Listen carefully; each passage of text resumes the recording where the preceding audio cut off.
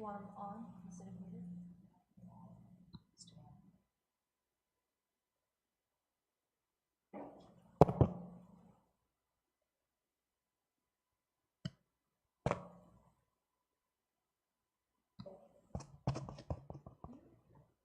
Wait, let me get.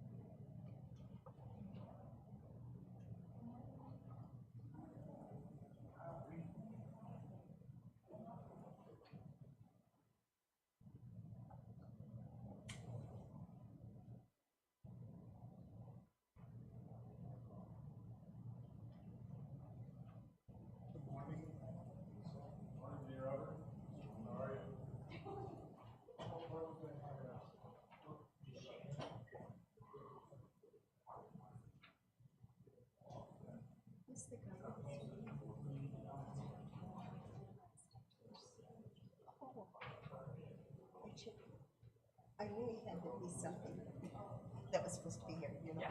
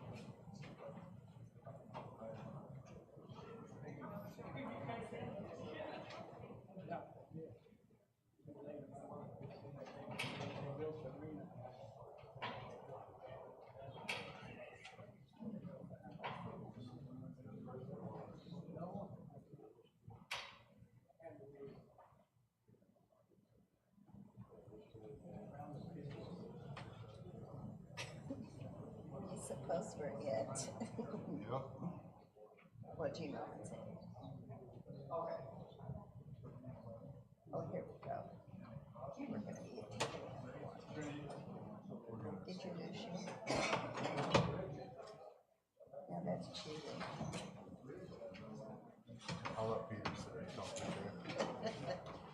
Is he tall? Good morning. there. How are you? Good morning, you guys. How are you guys? Goodness, it's been a while. We were leaving. Yeah, you're here by yourself. I was the only one here. I thought this is. How many do you have to have?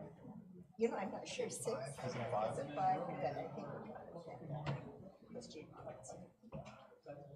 But these people have been waiting so long. Yeah, they got to get rescheduled. Posting, yeah.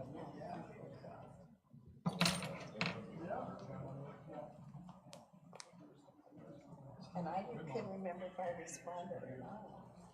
You know, because you read them and you think you're gonna do it. Hey, Team Robert, how are you? Good morning, Gene Robert. Good, how are you? Good. Oh, we got a quorum. Yeah, we got a crowd. And then we got a quorum too, so that's good.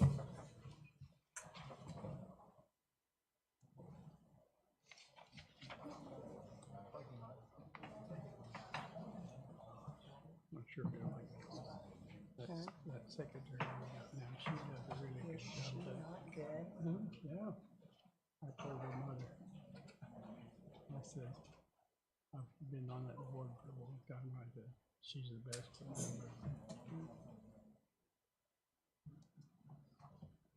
Well, we had the first one that I worked with actually went out after the meeting and measured septic tanks. So,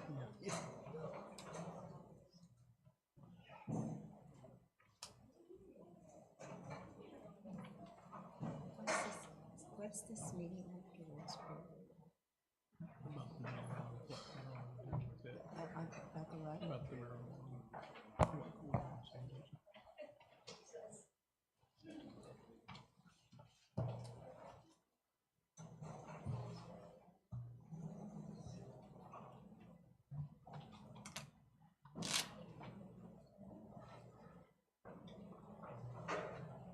I'm gonna have to get some more chairs.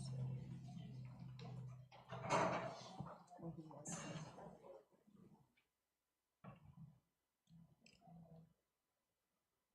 3 more minutes. 3 more minutes. It's just 3 more minutes. They're recording now. 8:57.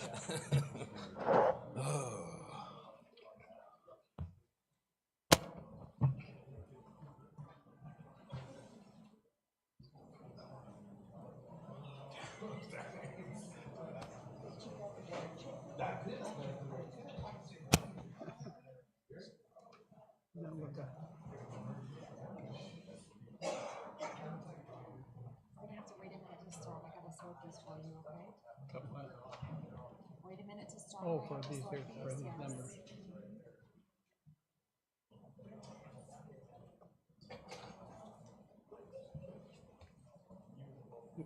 Have they got, We're gonna have a long meeting tonight. I can tell you that. I'll look on. This isn't up yet, so just wait for that. What is his number? I'll tell you, it's gonna be for one of the Howard ones, so just wait. Is that what they're coming for? Most of them come up with a higher deal. We've got several. Okay.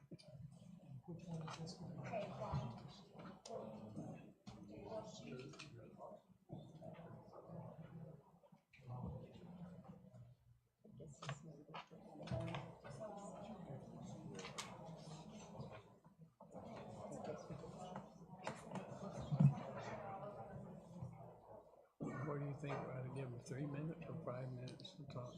We got some money. I think only three. Huh? Oh, Okay. what does it say in the Three- 3 minutes. Okay. Let's do that. We have a two We're only gonna give them 3 minutes. I can do a timer on your watch, but listen, there's a lot.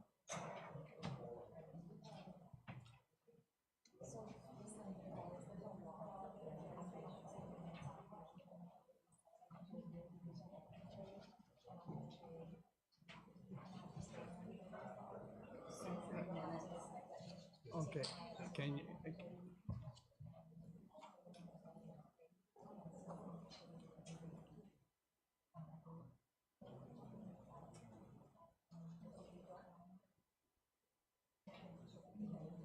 have we, yeah, have you got who they want to speak on what? Well, that's what I have to sort through, so we make sure we get everybody on the right ones. Okay, Is that okay with you? yeah, yeah.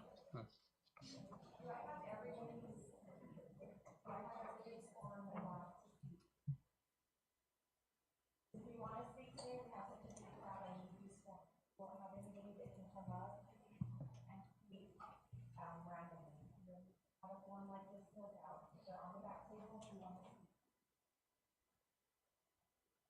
And then you get the meeting started. Welcome everybody to the meeting.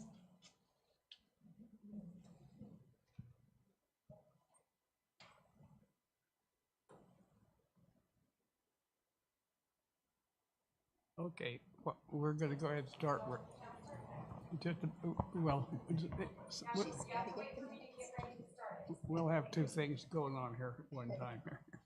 Because I want to affect what you're accomplishing there. Yeah. She has to start the minutes. Okay. Get the recorder going. Is it going?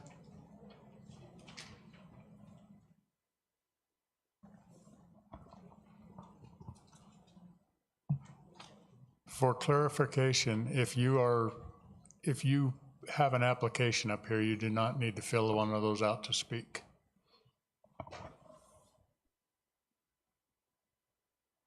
Okay, if we're a couple of minutes late getting started, look like we have a good crowd. It's good to see a good crowd come out. It shows to me that you've got an interest in where you live here in Graham County and you want to have a say of what lives next to you or so forth. And I appreciate you coming out. When you come up to speak, we're going to give you 3 minutes because we got so many here and we only got, well, we don't have a certain time on how long this is going to be. You want to put it in my mouth? Can you hear me better? Yeah. Okay. So we're gonna call this meeting to order, and we do have a quorum, and we need to approve the minutes of the April 19, 2023 Planning and Zoning meeting. I need a motion. Make a motion to approve them as submitted. Any more discussion on the minutes? Any discussion? All in favor? Aye. Okay. Okay, the first one is this number 4, item number 4 hearing. The REZ numbers 875-23 and APM numbers 105-45086H. It's 1.47 acres. The request was made to rezone from current A use to RM residential multiple family for the purpose of developing multiple family units. The requester is Cody Enos, and the address is 2798 North Shiflett Avenue. Is Cody here? Okay, no speaker for him, no lawyers for him. Okay.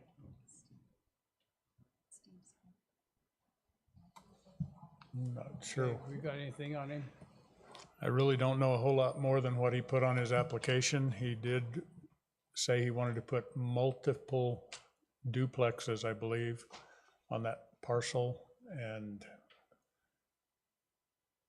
I did speak with Susie Pouzis at ADOT, and she did tell me that access has not been asked for or granted off of US Highway 70. So the access will come through the neighborhood off of Shiflett. That's all the digging I did. I assumed he would be here to present his case, but we'll go ahead and go through with it.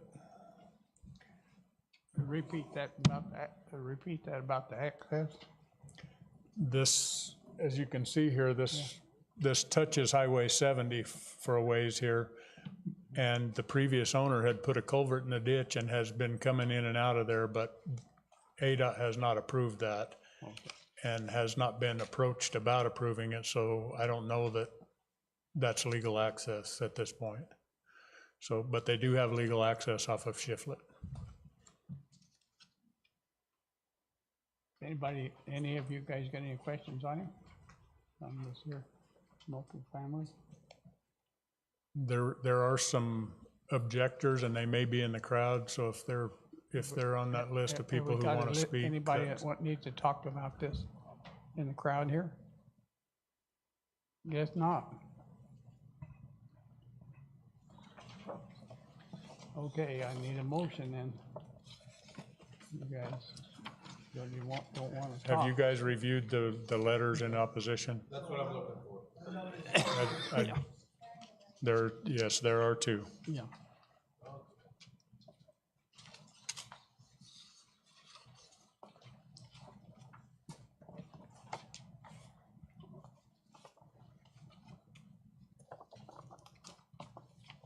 You guys still reading that letter?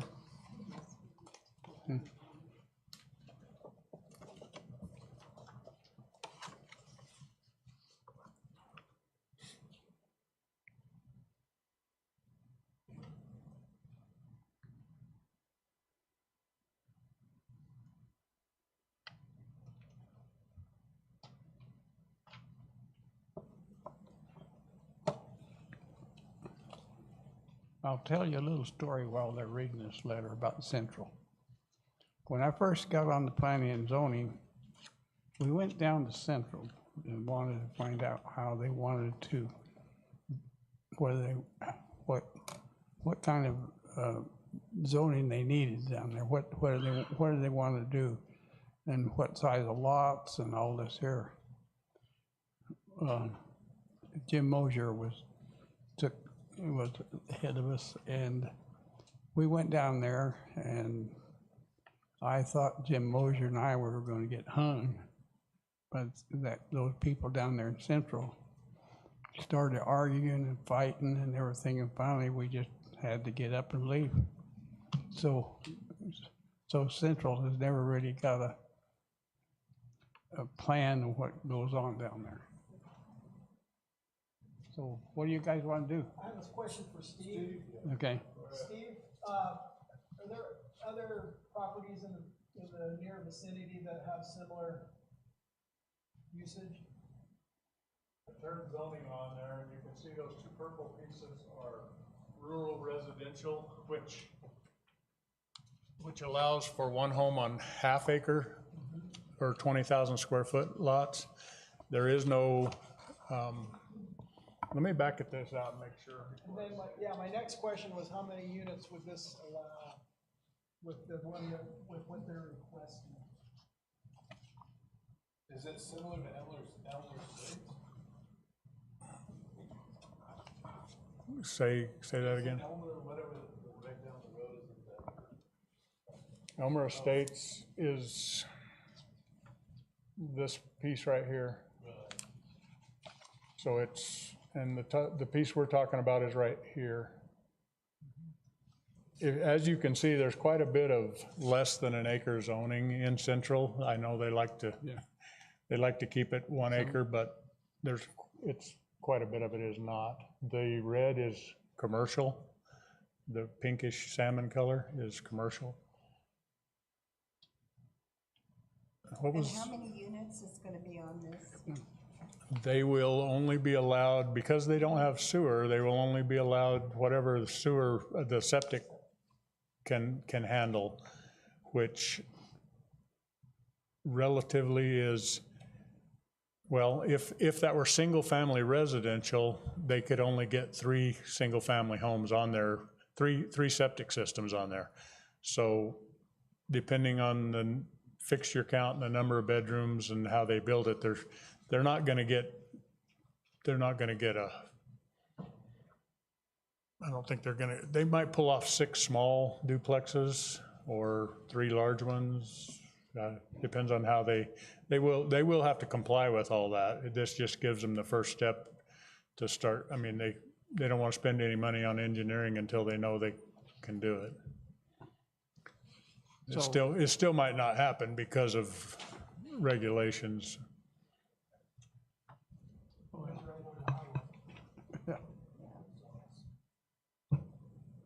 Did I answer your question, Mark? Yes, Okay, thanks. Okay, you guys, you wanna let him do it or not? Let's go on with it. I'll, make a motion for a favorable recommendation. I second. Any more discussion? I don't think they're breaking any rules, they're right along where Yeah. we would like for you to. Okay, all in favor? Any opposed? Okay. Could I get you guys to do us a favor when you vote? Raise your hands, please, so we can, because So they can see? just makes it easier for us to know who went where, especially if it isn't quite so unanimous. When I usually ask for anybody opposed, I will tell you who. See. Thanks. Okay, item number 5. The REZ numbers 876-23 and APM numbers 113-03-029 10 acre section of the 79 acre parcel, the southeast quarter of the southeast quarter of the northwest quarter of section 6, range 9 south, township 26 east. A request was made to rezone from the current A general land use to MX unlimited manufacturing for the feedlot. The owner and the requesters, Wiley Bill and Laura Solar. The address is 1475 West Quattro Sierra Road, Safford. Okay, have we got anybody to represent this one? Huh. Nobody? Okay, Steve, tell us about it.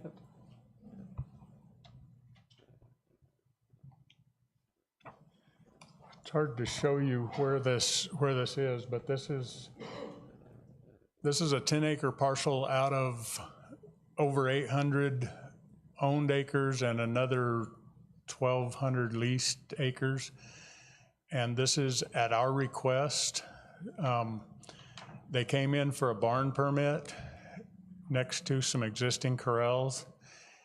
And we told them that realistically, they needed to be zoned for a feedlot, which is basically they're finishing their calves there, and their steers and stuff before it goes to market.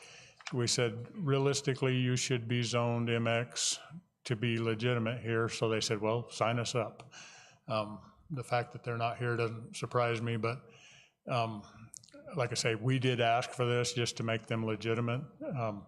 That little 10-acre piece, they're going to expand their corrals a little bit and build a barn for hay there, but this isn't going to turn into something else, I'm pretty sure, because they're vehemently against the other MX uses. Okay, is he aware of the zoning when they take the animals out for so long, they lose that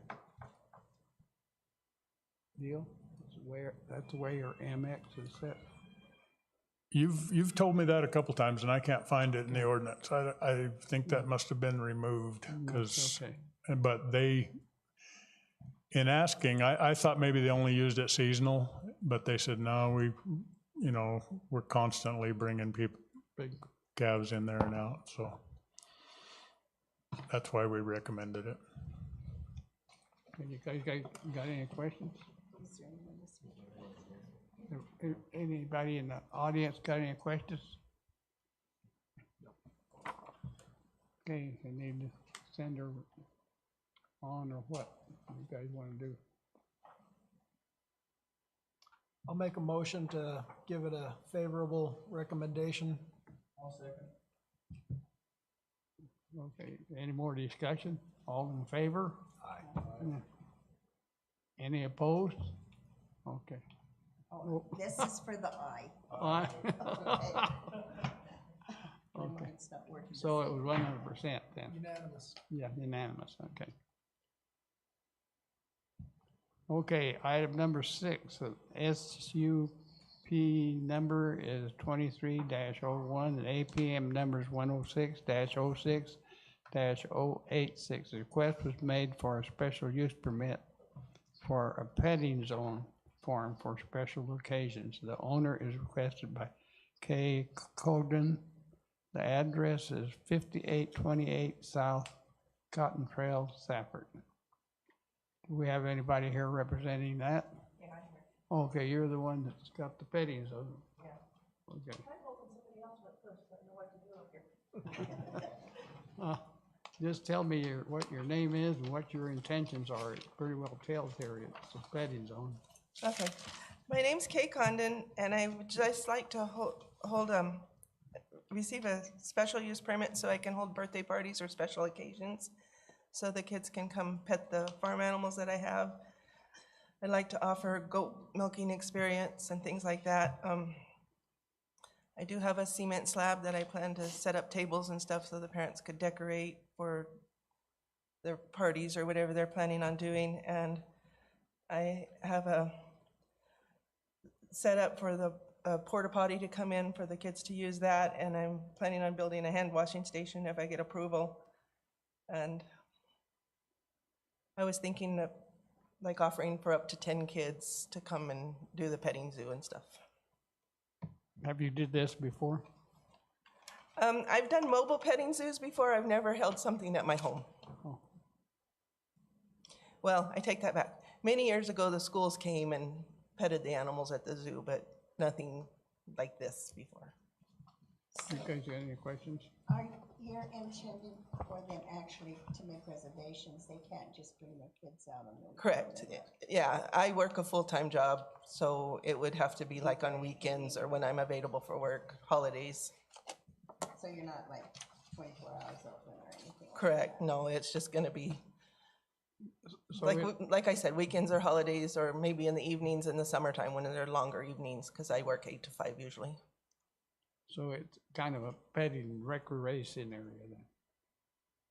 Yeah, just Yeah. mostly they can come pet the farm animals, milk a goat. A lot of people have never done that before, and the kids really enjoy that when I'm at the fair or something. Pets, Yeah, I think it's an awesome idea. A lot of folks, even though we live in the rural area, they don't have, like she said, an opportunity to get up close to animals and talk to somebody that actually knows about it. At the zoo, you just get a look, you know, you don't have like input. I'm sorry. Did I not? Yeah, I'm in favor of it. Can you hear? Okay. Okay, you guys got any more questions? Any questions? What animals do you have? I have goats, chickens, ducks, turkeys, and I had a lamb until this week. It just went. And then I have some rabbits. A lot of small stuff. Yeah.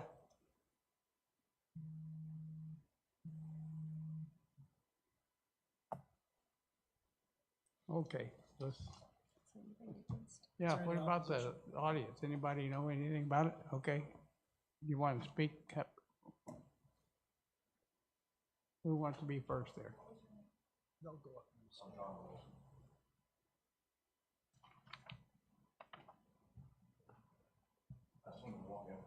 Yeah, well, because of the speaker. Absolutely. Tell us your name and address. Yeah. My name's John Wilson. I live at 5731 with South Cocktail Trail. I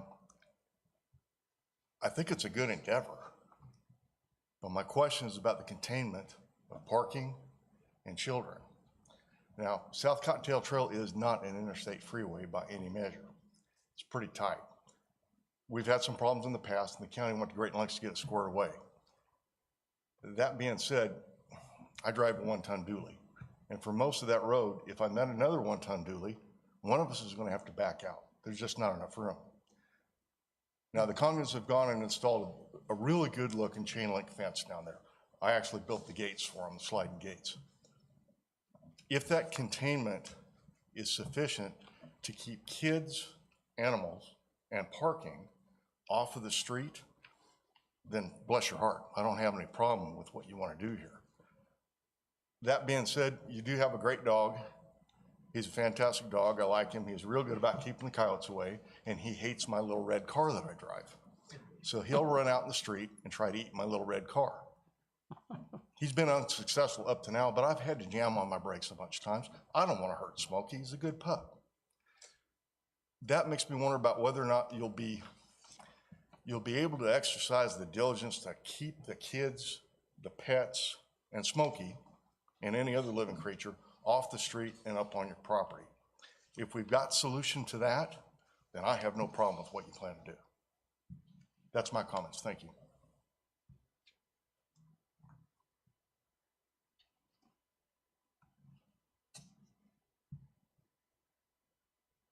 Good morning, my name is Marissa Peasnall. I live at 669 West Cottontail Trail. My family has maintained Cottontail Trail for 40 years now. It is a dirt road. It is 20 feet wide at best when the weeds haven't grown up.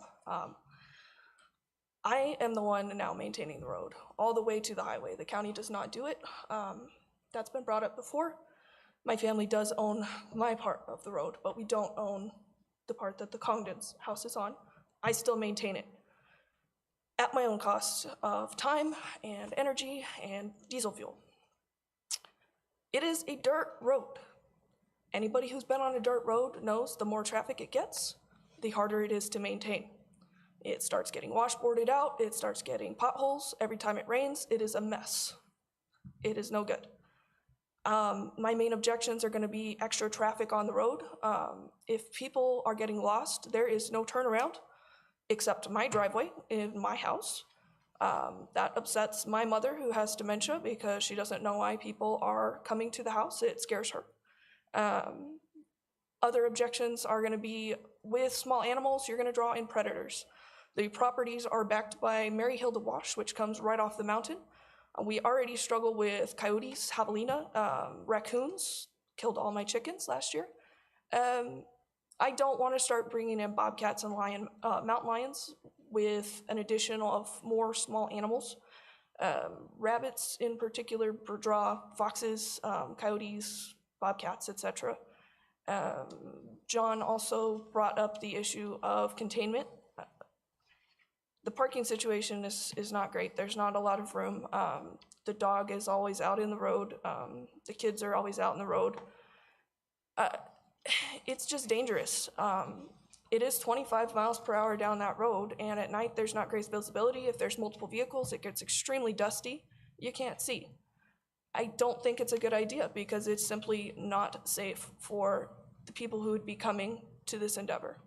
I support local business, but this isn't one that I can support on my road. Thank you. You guys got any questions for these guys that spoke? Yes, in the way back. Oh, we got, okay, one way back there. No way back. Oh, there are two of them back there.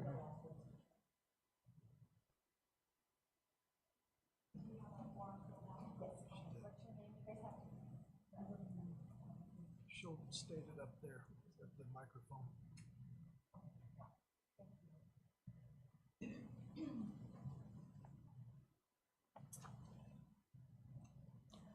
My name's Sandra Romero. I live at 5647 South Cottontail Trail. If you look at the map and the parcel, the road that runs along the eastern edge of her parcel, see the red line way up at the top? You have to go up that red line, but you see the road that veers off to the left and up and around? I'm back up there. I have the same concerns that Johnny and Marissa have. The parking, the road use, we had a very hard time when we had the dispute over that part of the road that Johnny helped resolve. The road now is good, and it's a dirt road. It's a good road. It's wide enough for two cars to pass carefully, but if, we often pass each other. If anybody's parked on that road, someone has to stop and pull over in order, it won't work. So I'm concerned about the parking, very concerned about the parking. I'm concerned about the wear and tear on the road. Marissa does maintain it. Her father, who passed away recently, used to maintain my easement off of that road. And Johnny pretty much takes care of that now. But when it's not maintained, and there's not a lot of use on my easement, it gets bad very quickly. There are people, I have family members who don't come to my house because their cars can't manage my easement. So I'm worried about the road, the condition of the road with a lot of extra traffic. Very worried about the animals because I've almost hit your dog a number of times running out, and I don't want to hit a dog. He's a beautiful dog, but he has run out right in front of my car I don't know how many times, and the possibility that might extend to children is terrifying. And at night, there's no light on that road. So at night, there's not even any lights nearby on the highway that light that road. I don't drive at night on purpose, but when I have to and I come home after dark, I drive like 2 miles an hour on that road for fear of one of the dogs or some other animal being in the road that I can't see. So I'm concerned, let's say. I have no problem with the idea of a petting zoo. I think it would be great for the kids, but I have safety concerns and I have access concerns. Great on both counts. Large concerns, let's say. Okay, because if they can't park on the road, let's say, and their property is already full of parking, my concern is that they're gonna go further down the road and go to Marissa's driveway or go take the left and go up my easement, and there is no turnaround until you get to my turnaround, all the way at the very end. They'll be coming on my property to turn around also. I'm not real big on strangers showing up unexpectedly, so that's really all I have a concern about. Thanks. Has the audience got any questions about that? Okay, we got one more back there somewhere. Yeah.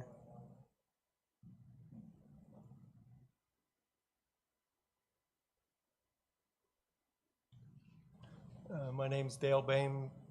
My wife and I do not live down there, but we own the property directly across from K. 084 there, you see the big triangle piece. The county did widen that road, so I don't know if they maintain it, but they did widen it. And they went through that trouble, so I assumed that they would maintain it. I don't know how often or why it's happened to be maintained personally, but since the county widened it, and it is county property, I believe it's maintained by the county. That's my assumption, but it is county property. So there is a strip in the middle there that we widened off of our property. Kay paid for it, We live rurally. I mean, we don't live there ourselves, but everybody that lives rurally has animals. They know that coyotes and bobcats and even jaguars exist in this location. And 1 or 2 more animals isn't gonna change anything. Those animals feast valley-wide. So, she already has the animals. It's not gonna change anything. We don't have to deal with the traffic down there, so I don't understand that, and I don't have any input to that. But as a neighboring property owner, I do support her being able to use her property to the fullest however she can.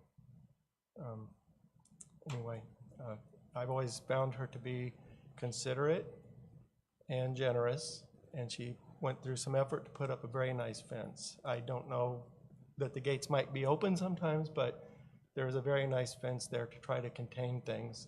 And I think that if issues come up, she would be responsible to try to make this pleasant for everyone. It doesn't sound like she's trying to be open at night, so I don't understand the night issues. Probably there's very little traffic from that location at night. I've never seen any whenever I've gone down there. I only see the traffic in the daytime. So that's about all I have. Thank you.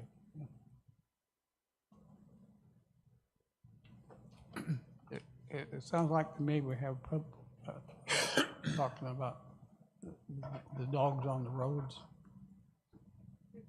Graham County has a leash law.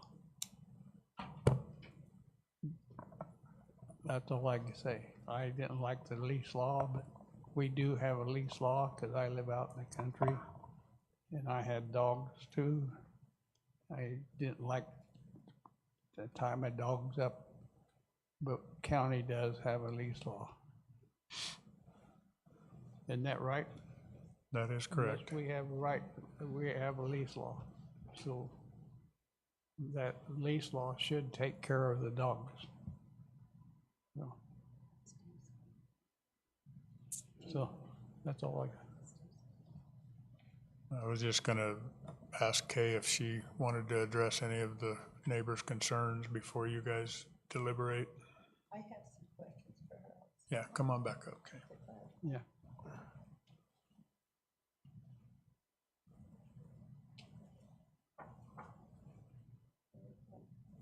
Did you want to say something first, Kay, before I ask you? Well, we are trying to get a remote on our gates because we don't keep them closed as often as we should. But I will make sure that the gates are closed more so that they can't get out. And for the parking, because I was asked that question prior, and the property across the wash is my family's property, and they did say we could park there. So if my parking runs full due to too many cars, then I do have access to other parking. That's close. Did you have? So are you going to operate at night? I wasn't planning on operating at night. I don't have the setup for that. But you do work in the daytime, so you do have other people that, if you do have a booking. Well, I wouldn't do bookings except for I'm just interested that. holidays and weekends, probably. It wouldn't be mostly during the daytime. I do have my kids that could do something, but I don't think I would plan on doing any bookings when I'm not available. So I too lived on the back road on Stockton for many, many years. And I understand that, and I understand that the county does come along and they, clean that road off, but the next day, that's when Mother Nature reigns. So I understand it is an issue, but I also like the idea of a petting zoo.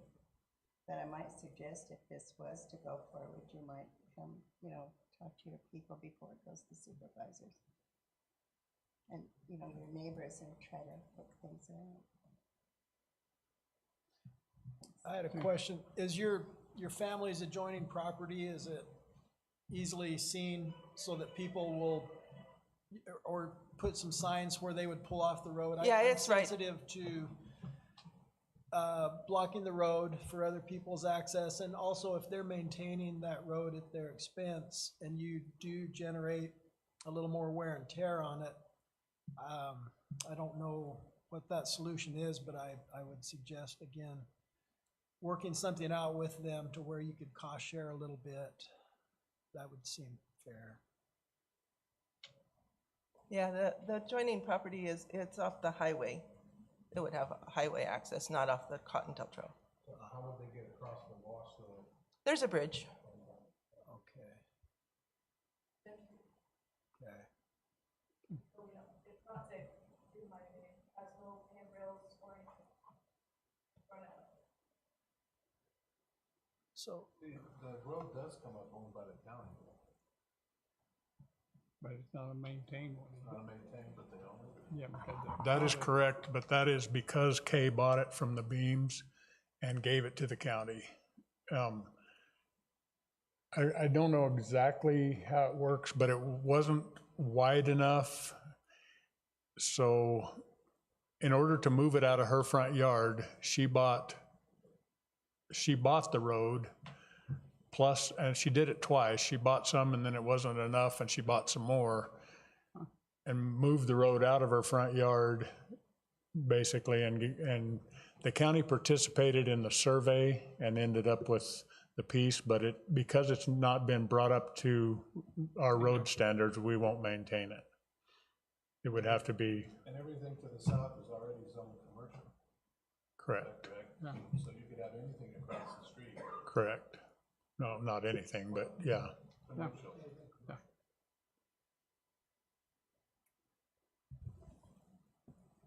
Commissioner, when it goes me, I can clarify a few points up on now. Only if you'll come up here and do it in the microphone. And we got another guy back there after you. Well, no, you come on. Come on out while you're out there. And then So don't be rude. John Wilson again. It's a strange setup out there. Ain't no two ways about it. If I could approach the map and point with my finger, I can better illustrate where the problems lie. Thank you. Sure. That's pretty high tech right there. Okay. Where Cottontail Trail comes out and joins in to Highway 191 down here, it's a pretty sharp angle right there as it comes up. If you're coming southbound, it gets a little bit treacherous. We had a fairly notorious 3-vehicle accident out there about a month ago. And God bless them, no one got killed. That being said, as the road comes up this way, right at this point right here, it stops being a county road. That is actually Peasnall property, Marissa's property, as it goes up that way. That's private. This is private over here as well. You can see where the dilemma lies, that there is truly no place on the county road for any vehicle short of a small vehicle to make a 3-point turn to turn around. So again, I'd like to focus that my concerns lie on whether or not the property where the Congdons live would be used exclusively for the parking for this endeavor, as opposed to allowing parking out on the road. It widens out and narrows out, it widens out and narrows out. It's a little bit treacherous. It is a 25-mile-per-hour road on the county part, but nobody in their right mind drives 25 miles an hour on that road. Dogs and kids, again, are the focus of my concern. So if this commission would reinforce the idea that the parking for this endeavor would solely be inside the 6-foot fence, inside the gates on the Congdon's property, thereby eliminating the opportunity for a whole bunch of pedestrian traffic going across there, and also making sure that everybody that's coming down there understands that this is private property, and we probably eventually need to erect a sign down that way as well. We need a big neon sign, what we need. Basically, it's a very narrow strip. There's no place to turn around. There's not enough room to allow parking up in there. That's where my concerns lie. And I hope that clarifies it for you. Yeah, one more part. A fire truck's gonna have a Sikorsky helicopter come in and help it turn around. There's no place up in there. An ambulance can probably make it.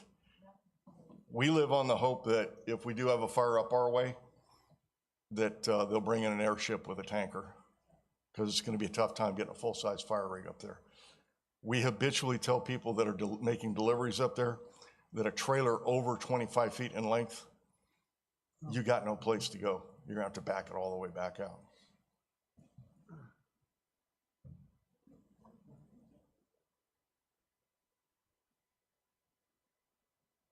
Okay.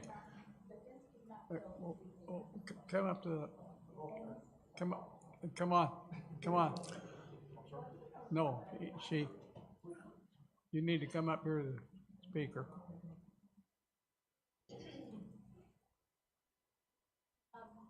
The fence we're talking about. We're, okay, get on. So we're recording you. Oh, Yeah. oh, okay. Yeah. The fence is a very nice fence, but it only runs from the edge of the highway at the culvert all the way up to at the choke point, which is where the private property begins. And then it makes a very sharp left turn and goes for about 30 feet, Johnny, 40? It goes better than that. It goes almost all the way up to America. But I know for a fact it doesn't contain the dogs because I've seen, what's his name? Smokey? That's how he gets onto my property, is he goes behind the fence. And again, that means he's gonna be up on my easement in the dark, and there's no light. When you make that left up there, which is the road to my house, there's no light, none. And I've encountered him up there. So I'm still concerned about escapes, let's say, that's all. I just wanna make that clear. It's not a fully containing fence, okay?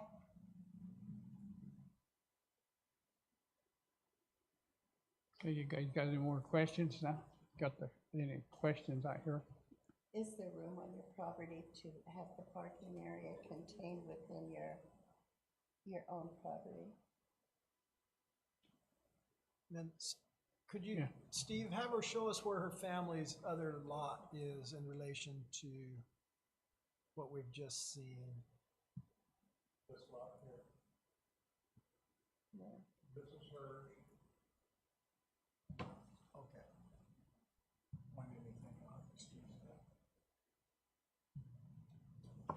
So for the parking, right here in front of the shed, I have parking in front of the trailer, and then a little bit of parking over here.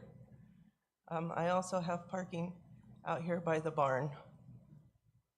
But if there is, I would say if there's 10 cars, then that's probably the maximum number of cars I could have without having to start using my family's property. I don't intend to have more than 10 kids, so I'm hoping that. So if you put that into designated parking where they needed to be there, you could only have. That was my plan, is to put parking there. And you could control that by, they have to get they have to make a reservation, so that tells you how many cars you're gonna have, huh? Yes, I would have, Yeah. Just, the public can't flock in there. no, I'm not planning on the public. It's just special use for like parties or special events when someone wants to come to a petting zoo.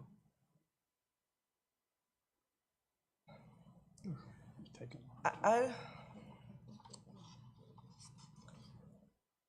I was planning once or twice a month, so no more than 24 at max.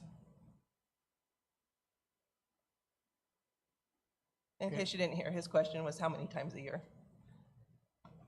Have you guys got any questions over there, down there? I'm good at this point. Okay.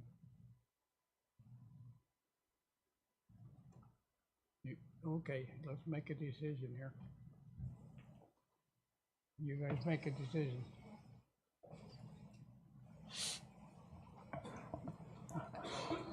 Quit shaking your guys' heads. I'm kind of torn, I'm pro this and pro that. And I'm thinking that they need to have this all worked out So, before they well- come to us and especially to the board. It's a special use permit. I think they can work out most of this, most of what I've heard can be worked out. They're good neighbors, they get along. It's a special use permit. If it goes really poorly for the neighbors, then it can be pulled. And this isn't permanent zoning. And so that's my opinion. I don't see a big problem with it. But, and it's still gonna go before the board, correct? And so if these, you know, there's, you know, if there's gonna be more traffic on the road, then a little bit of compensation for helping or help with the road or whatever is fair, you know, and those can be worked out. You see any problems there, Steve? I mean, I think there's solutions to all the problems. Yeah. She could probably put a gate further to the south so they could get in sooner and not go down the road. And then, you know, I don't know what that would entail. She could also put up no parking signs along her fence so that nobody, I mean, I think it's all, a no it's, parking sign, no parking on the street sign, you know, I mean, I can't imagine that, well, I can't imagine somebody would do it, but I think we can work all that out, and because it's a special use permit, if there are problems, the neighbors can come to us and we can either rectify them between Kay and myself, or we could, I mean, if she just said, no, I don't care, which she's not gonna do, but we could pull her permit, but yes, that's the way I view it, is that, Yeah, special use. it's special use as long as she gets along. That's kind of what it amounts to. And I think she's probably a pro at that, so. Okay, I need a motion. One way or the I other. so moved with single favorable recommendation for this week. Okay. I have a motion and a second. Any more discussion? All in favor? I, Any opposed? Unanimous.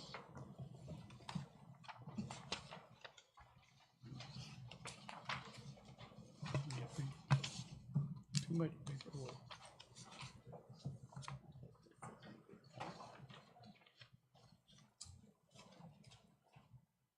Number seven, item number seven, the REZ numbers at 877-23 and APM numbers 105-32-0101, 3896980. There's 38.96980 acres. The request is made to rezone from current A general to R-MH residential manufacturing home for the purpose of developing of a RV park. The requester is Ronald and Jace Howard. The property runs along both sides of Ray Lane and south of Marble Lane, Thatcher. Now, who's here to represent this? Anybody? Oh, here we come.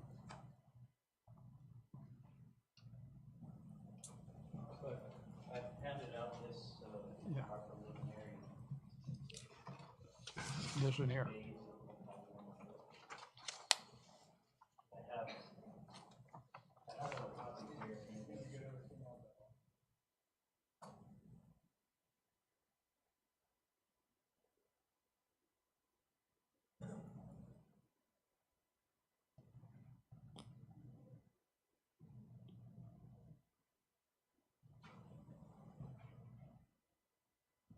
Four.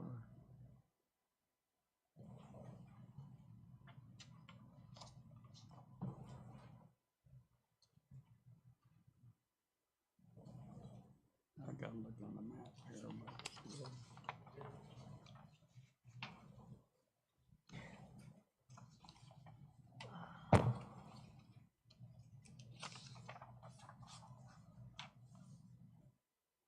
I think he's in the main floodplain. Good question. Look, here's a river.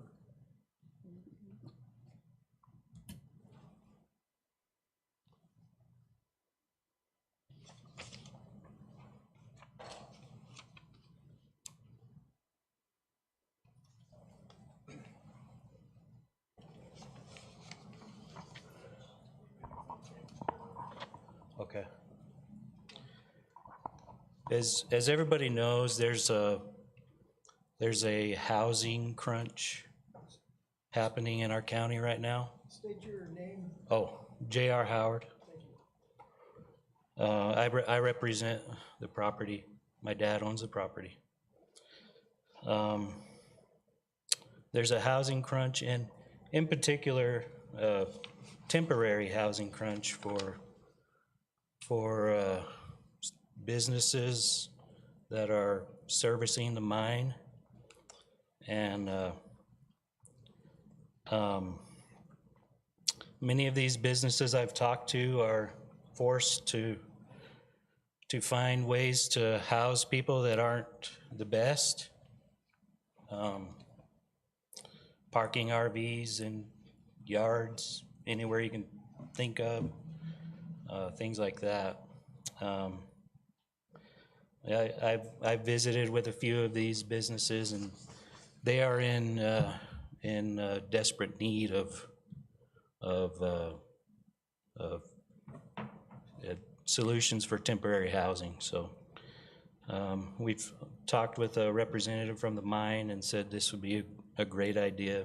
They're all, I don't want to speak for them, but they think it would be a good idea.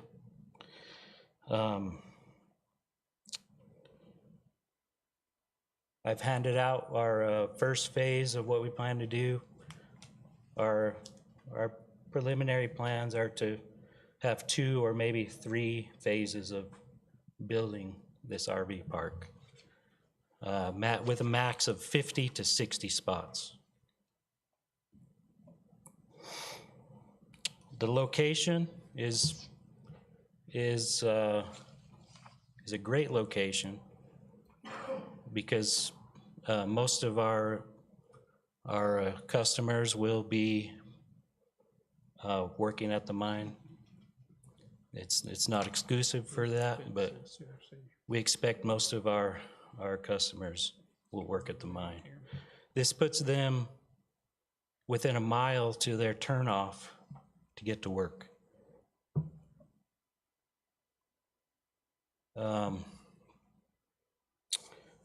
Some reason that's significant is less driving time. Less time behind the wheel is safer. People that, there's probably some concerns about traffic that it will bring in the area, but Tell them I got the wrong parcel also. okay. I think you have the right one.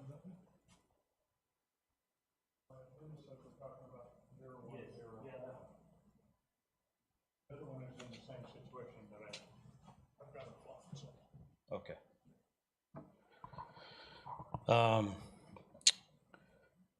This location puts workers closer to their work, taking congestion out of the cities, which are already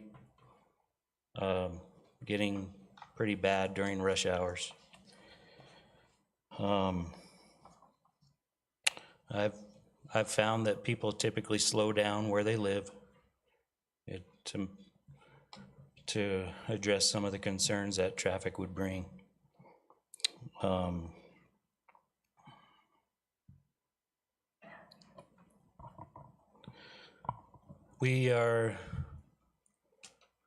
We're taking a piece of property that probably most people here that are here that are interested in this project are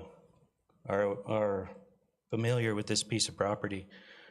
It's been an eyesore in the past. There's rubble and junk and stuff. We've been in the process of cleaning it up. We have a real interest in beautifying the area. Anything that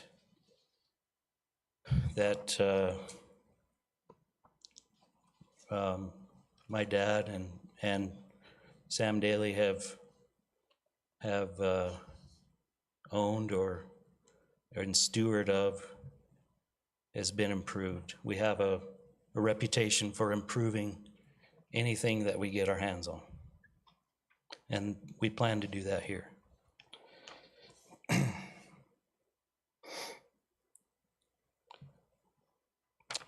We feel like this will bring a good opportunity for future utilities.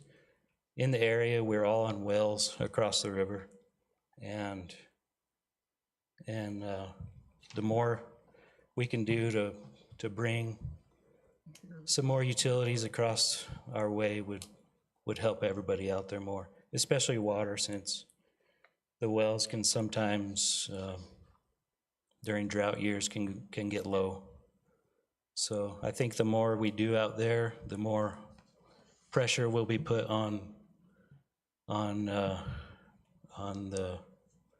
utilities to look at getting stuff out towards that area. Thank you. Are you out of the floodplain? I can't. Are you out of the floodplain? No, it is in the floodplain. Floodplain, okay. Well, how many slots are you looking at putting in? 50 to 60? No manufactured homes around, correct? No, just temporary housing.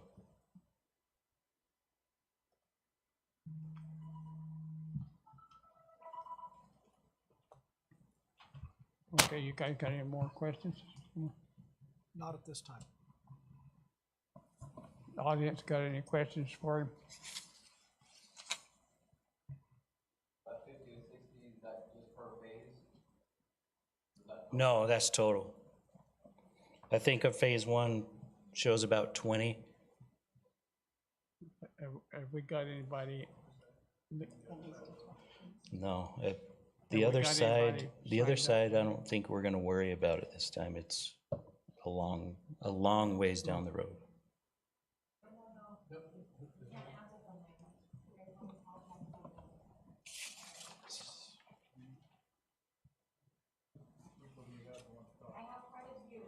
Just call them out. Call them out by name and let's have them get up here. Yeah, Okay, so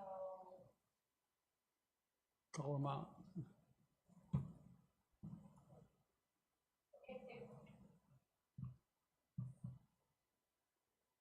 I have quite a few, so you'll raise your hand if you're wanting to ask questions about that, and then we'll. Will they just speak? If you have somebody who wants to If you talk about signed this up. subject, call them up. Yes.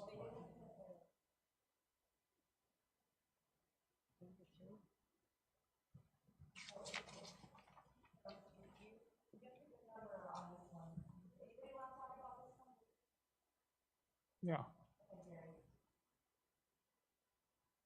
Steve, I think we're confused. There's two, there are two separate. We're only hearing item number. There are two separate zoning requests here, both on separate parcels. this one's that right. So the same people's gonna talk to both of. Do we talk on both requests or just the one, or? I wish it was all one, but that's not how I got applied for. Good morning, I'm Gary Allred. I live at 3698 North Marble Lane. I also own the property at 3748 West Marble Lane. This is kind of the first that we're hearing about any real plans going on there. I do have some concerns of the road safety on the traffic. That is a curve, and the way these lots, this acreage sets is below how Ray Lane is Ray Lane is elevated, so that I don't see any entrance and exits off of this first phase on how it's gonna work and tie in. It's a very narrow road, it's a very dark road. And off the road, it's even darker.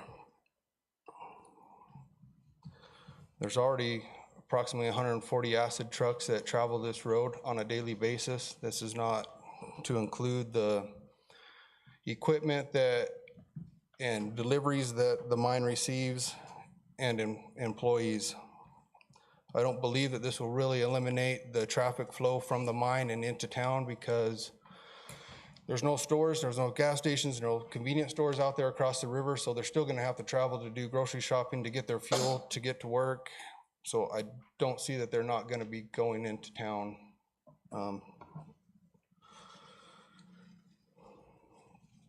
There has been accidents on that curve. It is a dangerous curve as it is now with just the amount of traffic that's on it. It's also the river, the way it silts, the wind that seems to be blowing more and more as the years go on. It becomes almost a blackout through that stretch of road with dust and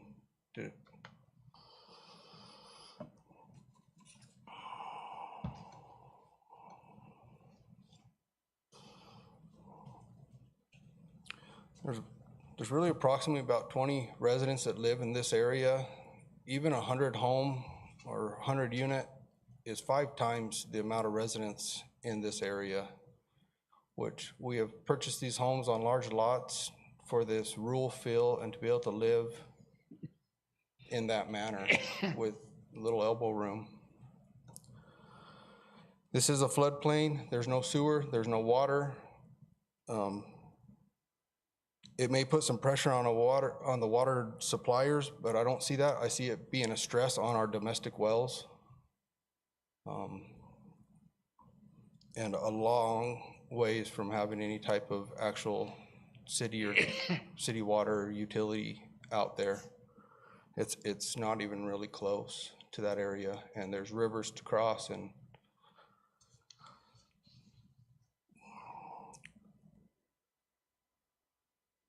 with the water being said, there's no fire infrastructure out that way, so putting these type of units in close together, to me, is a fire hazard.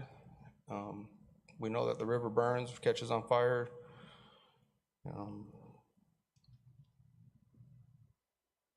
Addressing the sewer, again, there are no utilities out there. Being in a floodplain, it concerns me that these septic tanks will leach into the river and into our domestic wells. Thank you for your time.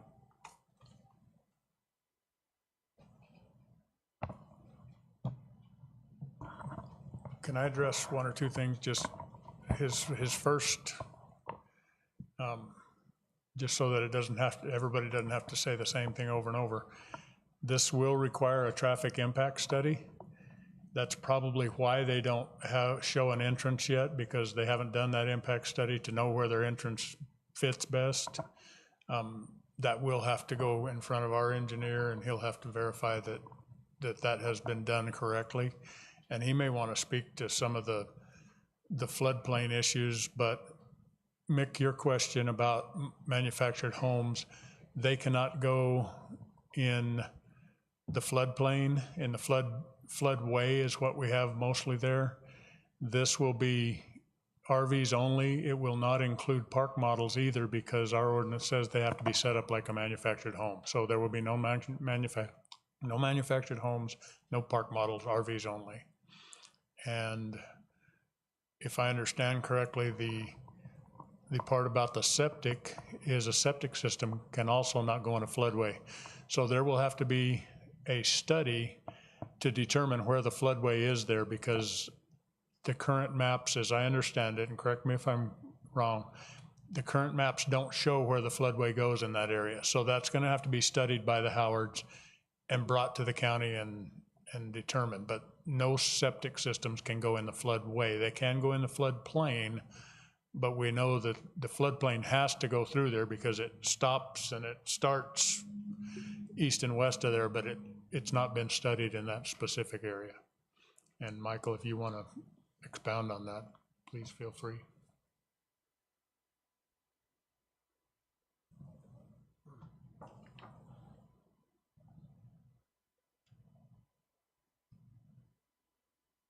So I think Steve's explained most of it, that in the floodway, which the floodway is the area that has to be reserved for river flow. They can build up in what they call the floodplain up to a certain point, but once it starts to raise the water surface a certain amount, then that area becomes floodway. And the septic tanks or septic systems cannot be put in a floodway. And then it's up to the health department, the situation relative in the floodplain, because there are certain regulations about fill and so on that regulate that. Our ordinance says that units put in here either can only be in there for 180 days, or they have to remain roadworthy, which means they have to keep the wheels on, they have to maintain their licenses so that they can, part of the purpose of that is if that river starts coming down, they can get out of there. And so, and he mentioned the instance that there'll be a traffic impact study for this. And so, I don't know if you have any questions you want to ask before I. Will the septic tanks, will those have to be engineered if you're tying so many into one tank? How's that? Well, once they get over a certain number, septic tanks, of course, are based on the amount of use. And so when they get over a certain number of units, which if they get up to that 60 or how many they're talking about, then that falls into the state regulation. Our local health department would not regulate once they get over that a certain size of tank that they're going to use. So it kind of depends on how it's laid out and so on, how it would be regulated relative to those septic tanks. Anything else? His diagram here just shows that there's going to be 1, 2, 3, 4, 5.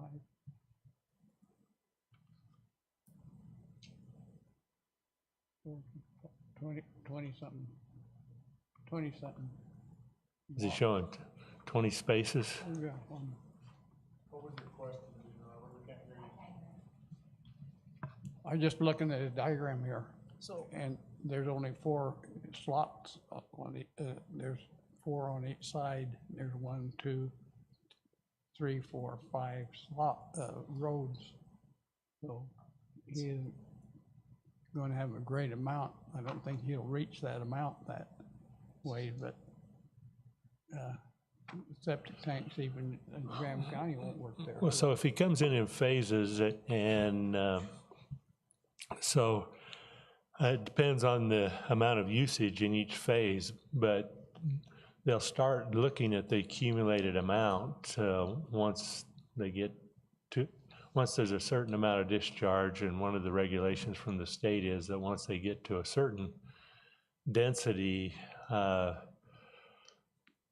they look at how much nitrogen they think that's going to put in the ground. Of course, for farmers like nitrogen, but for the groundwater, you don't like nitrogen going into your wells. And so they start looking at that once it gets to a certain concentration of septic flow. yeah, so in one of the letters, they pointed out that it could have as many as 200 units. Now, they're indicating on this particular parcel that 50 or 60 is what they're looking at doing in several phases to get there. But, devil's advocate, they could get this zoned, through the board of supervisors and then later sell the property, and then somebody could come in and maximize it out, at least mathematically, lot-wise, 200 units. However, as you pointed out, it appears that there are gonna be a lot of mitigating requirements that are gonna keep it reduced down, with your septic and your wells and your other things that they just aren't gonna be able. Is that what I'm hearing, that they're never, say you went for maximum, it isn't gonna happen? Am I wrong in that? You can never say never. You can never say never? Okay. I'm just trying to get a feel for, you know, this is. the plan, I understand. mean, you know, That's great. currently what they're looking at, probably be difficult to do what you're talking about. But to say it's impossible, But it becomes, I mean, you can work through all these things, engineering, if you wanted to pay the money. right? It kind of, is it fair to say it becomes cost prohibitive probably to go much beyond what they're proposing? I'm just trying to get a feel for what the possibilities are. Without knowing where the floodway currently is, it's pretty hard to say. I mean, I think it's hard for them to say exactly what they could put on it without knowing what that floodway going through there would, how much of the property that would actually cover. Because we know that the river, when it gets big, is considerable. Okay. There are other options. Other than septic tanks. Like a holding tank or be out of the That's more of a health department question, but I think that may be a possibility. Are you gonna have pools on that and laundromats and such on each of these sites? So that's more water going through.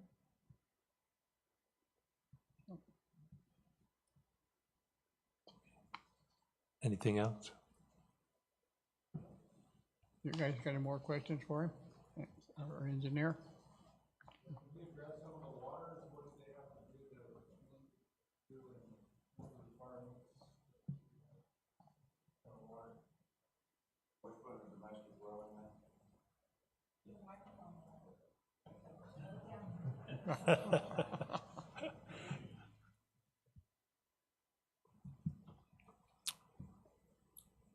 Relative to the wells, a domestic type well usually is limited to 20 gallons a minute. But tell you the truth, I'm not fully versed on what, relative to the water supply, what they would be required to do. I mean, you know, I guess they could go dry camp if they wanted to, but they'd have to have a place for their waste to go. You have a limit of how many can be on a well. So I forget what, something like 5 or something like that. Well, yeah, the limit you're speaking about is if it's like a shared well agreement, which is a little different here because we're talking about a development where they're not really sharing. I mean, they are sharing the water, but they're not sharing ownership in the well, because you get up to a certain amount of users on in a normal situation, and they would be start to be considered a water company. 15 houses. Yeah. I know that because because of the cabin deal up there in the mountains. So, but I really can't speak authoritatively on much more than that.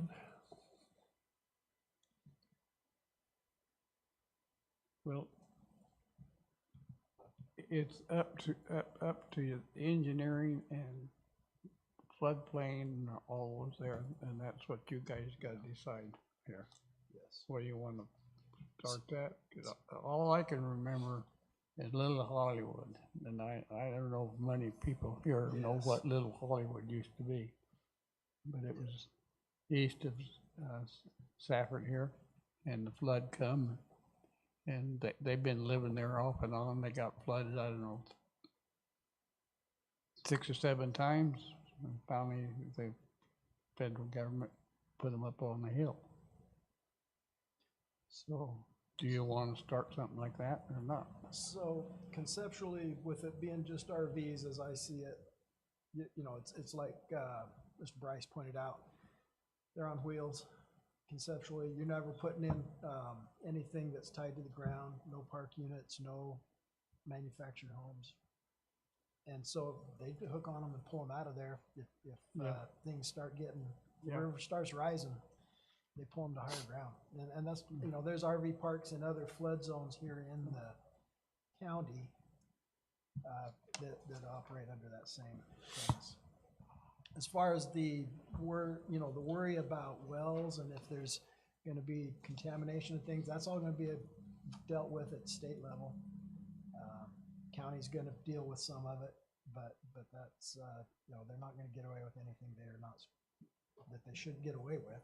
I'm not concerned with that. The traffic study is gonna take care of ingress and egress off the county road. County's gonna deal with that.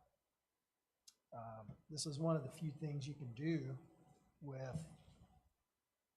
flood zone in the county and get any kind of value out of it. So I'm not opposed to people utilizing their properties, as long as it doesn't harm the neighbors, and I'm not seeing a lot of downside for the neighbors. They still got a lot of work ahead of them. And they got a lot of work ahead of them. I mean, they got, if this, you know, if they want to get 50, 60 units in, they're gonna do a lot of engineering, and they're gonna spend a lot of money to get there. And not to speak for them, but I think that's why they've asked for such a large area, because they don't know until they do the studies where it's gonna fit. Yeah. But they do know where their floodplain and their hot ground is, and they're trying to figure out what to do with it. But realistically, 3 phases of 20 apiece seems realistic to me. 200 doesn't, but I'm leery of, like Michael said, who I'm leery knows? of zoning, you know, were it to become zoned, you know, that's not our, you know, we don't have the final say, but were it to pass final zoning approval, if the property were to be sold and somebody else, another owner came in and really wanted to maximize it, you know, that's not kind of what we're thinking right now. But we have to acknowledge that that could be a reality. And so, you know, and so I'm looking at that as well. And so with the river bottom, like you said, they haven't had any of these studies done. We really don't know they don't know what they're looking at. We don't know what they're looking at as far as what are these studies going to yield. What my suggestion is we don't know we don't know all these things, all these problems. If they feel, and they can't put it in until all these problems are solved. We're not gonna solve them. They're gonna solve them. So if he wants to take a chance on spending a bunch of money and then they tell you can't do it, that's the problem, so. I didn't mean to cut anybody off, because I know there's still people that want to speak, but I kind of did cut them off by saying I want to address the 3 big questions, you know, kind of, so that we don't have to ask them every person that comes up, but we do still have people who want to speak to this, so we need to get back to that at some point. So let's go through, let's get the ones that need to speak, okay? You've been standing up 2 or 3 times. Well, I waited for you to get up here. A good exercise for you. So my name's Bailey Allred. I'm on 3745 North Marble Lane. I'm a mom. I'm a new-time mom, and we have lived on Marble Lane for 7 years, and we plan to continue to raise our family and have more children. Mr. Howard talked about that he beautifies things, which he does. They've done a great job about cleaning up the area. He does have a trailer that I can look out my front door and see on his property that has multiple cars parked out of it. Cops have been called multiple times, so that does make me nervous, them moving forward with other RVs right out my front door, and that's what I look out on my front porch. It makes me nervous about the criminal activity that it could bring. It's a breeding ground for fly-by-night criminals that could come through there. Marble Lane is a dirt road, and we already have quite a bit of traffic as it is, people cutting through to go through to the mine. I think that would just create more traffic through the mine and through that dirt road. And there is at least 5 families that I know of that have young kids, and we live there for the rural living and that we aren't in a congested area. That's a big draw to our area and where we live. A few other things, I think just the criminal activity, that scares me a lot too, having that, then it coming into our neighborhoods. We don't know who's living in those areas. Are there gonna be background checks? Do I know that I have more criminals living out my front door? Do I have a sex offender living out my front door that then my kids are potentially around? We have a bus that comes up and down and stops at every house to pick up each kid. Then there's a issue with that about the extra traffic. I just think that we needed a mom's point of view up here with the young kids in the area and what an eyesore it will create as well. Thank you so much. Anybody got any questions for her? I guess not. Who else we got?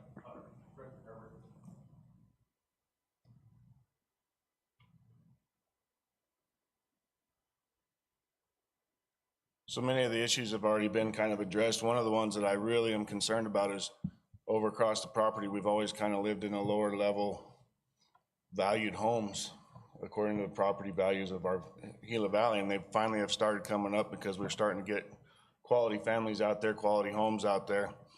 And I believe, doing a little bit of research out there on the wonderful web, that proves and shows that anytime you put in an RV park and stuff like that, because of the riffraff and the increase of law enforcement out there and stuff like that, you start seeing a huge value in your property start dropping. And I know none of us that live out there really want to see our property start dropping, because we really have been trying to do some cleanup. JR and Ron has done a great job out there also. But it does create dust and all that fun stuff, and we all know that out there.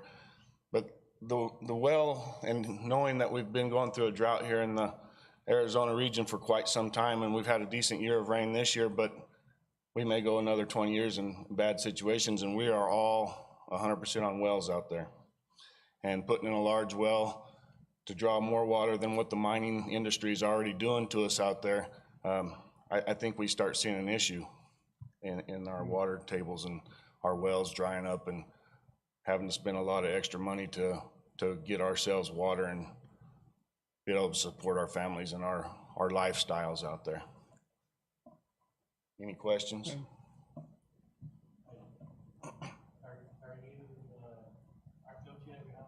We do, but we also, as a family, and we're actually, some of our neighbors have asked us to come and stand point, because we want whoever to take over our home, and it may be even our children at this point, and so we want that to be able to continue to live a good quality life there.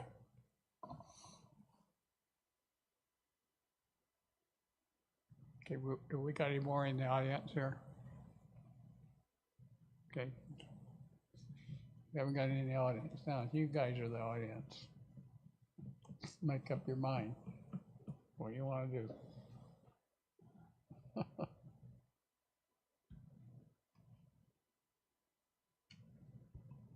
I just want to remind you guys that the next one is like this other half of this thing, so we'll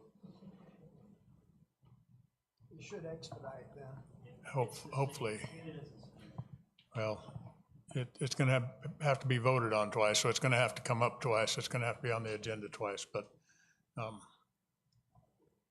you know, it's not just that parcel. It's What's the next parcel? one I originally put up across the road. It's about the same story.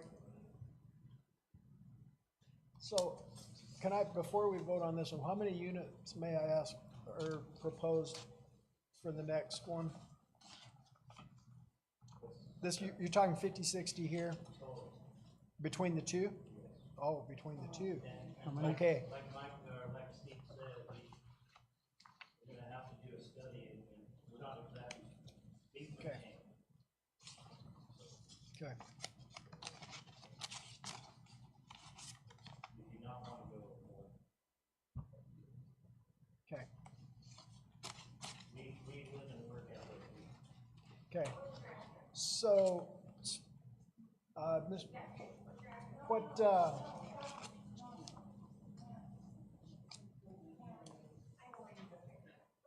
so if we, Steve, if we put this,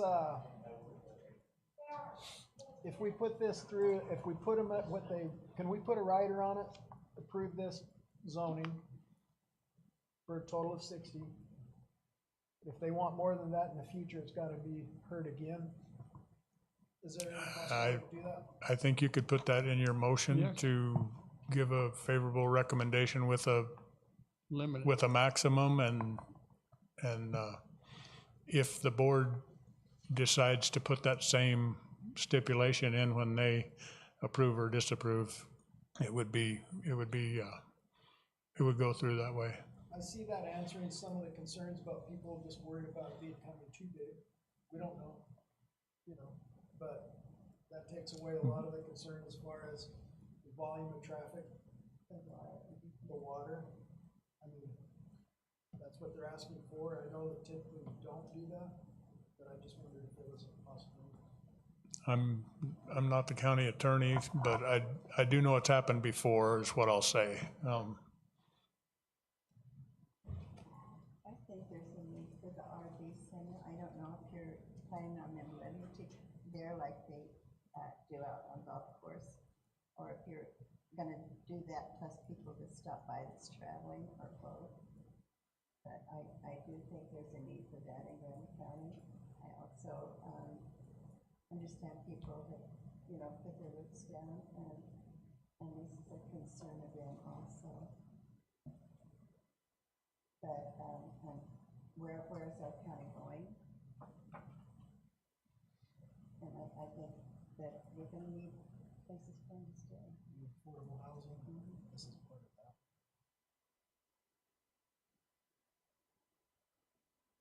Well, I'm gonna tell you something, you guys. I live in a mobile home myself. We had a deal here one time that they wanted to put some mobile homes up on the high mesa there. And he was from California, of course, you know, California guys. And he got to describing about people that lived in mobile homes and how crooked they were and how bad they were and everything. And you know what I told him? I said, what you said isn't gonna bother my voting, but I want to let you know that I'm living in a mobile home.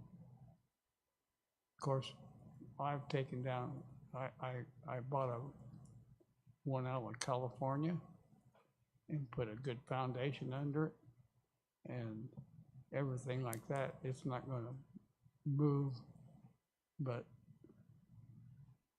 there are good people that live in mobile homes.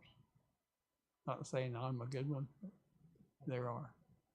So, you know, you can look at it both ways. I've lived out there, I'm 93 years old, and I lived basically in the same place. We used to have a lot of homes scattered along the highway there, and they've gradually disappeared. So my community has disappeared. I'm the only one left.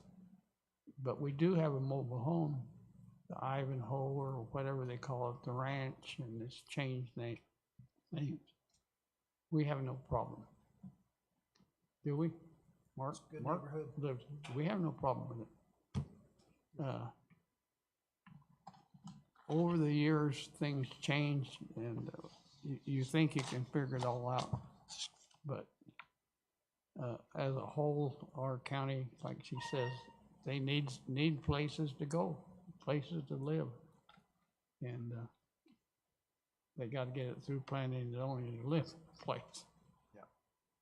So it's up to you guys to make this decision, and I think we got a lot yet to go.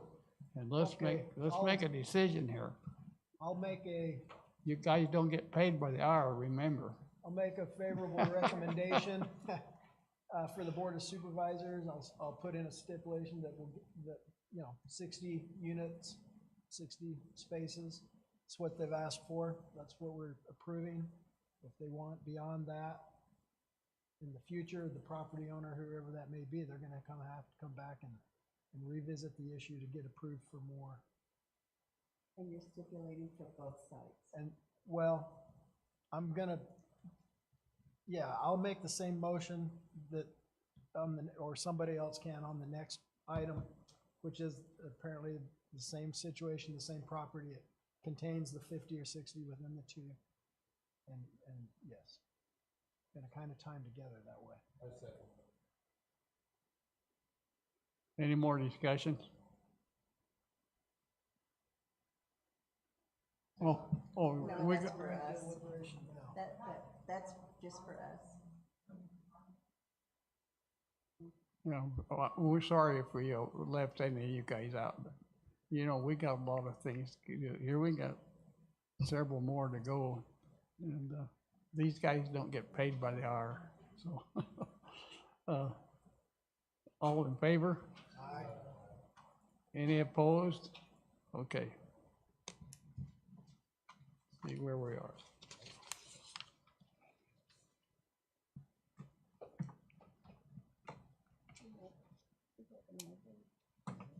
Number 8. REZ numbers 878-23 and APM numbers 105-31-002A, 41.62 acres. The request is made to rezone from the current A general to R-MH residential manufactured homes for the purpose of developing of an RV park. The requester is Ronald and Jason Howard. The property runs along both sides of Ray Lane and north of the Thatcher Bridge. Right there, almost in the same area, isn't it? Yes, sir. So you come back up there again, and we'll see if we answered a lot of the Either questions. you or your what you're dad, gonna either one. talk If he about. wants to talk, bring him on up. So all the issues are the same with this one. I think my dad wanted to address some more about the water.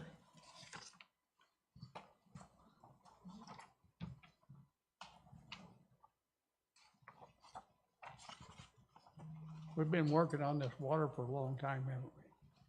I can tell you some about it too.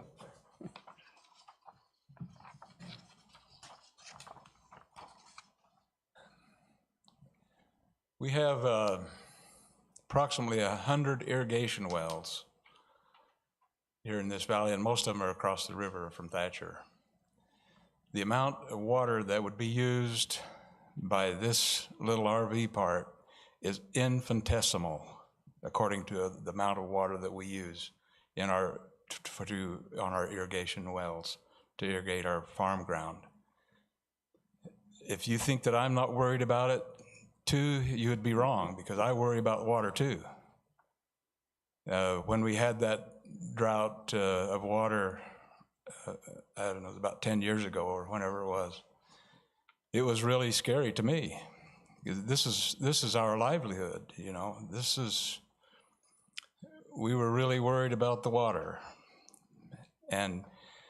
But having said that, like I said, the amount of water that the houses use, the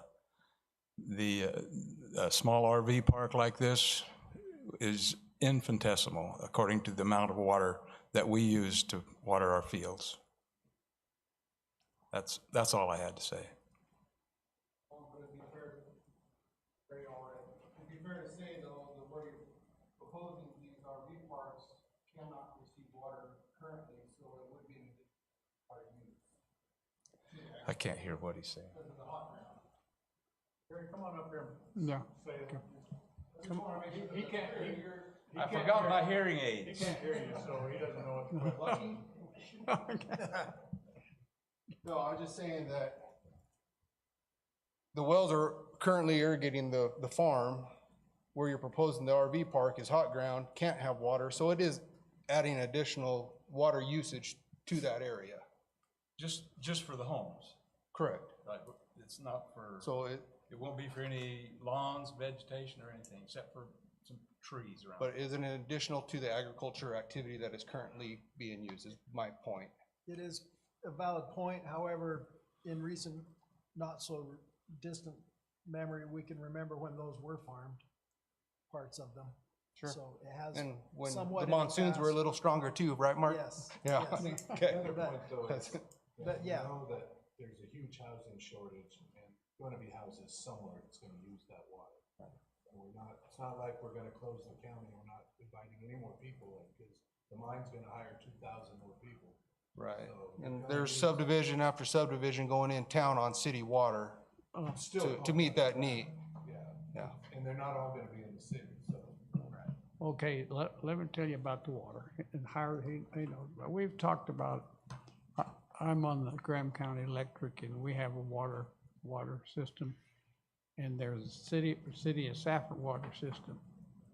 They come across the river and up there on one end of this area, and we're down here on the other side of the river. When there gets enough of houses, one or the other company is gonna put water to those places. Right now, it isn't feasible unless you get a grant or something to put water there from these water companies that we got, Safford and Graham County Electric. That's why there isn't any water there now, because there's not enough houses to pay for those lines to get it there. Now, if they keep filling in, then that's gonna entice them, yeah, they'll get up enough to where they can afford to put that water there. And that, I just want to tell you that, because I've been involved in the water for a long time.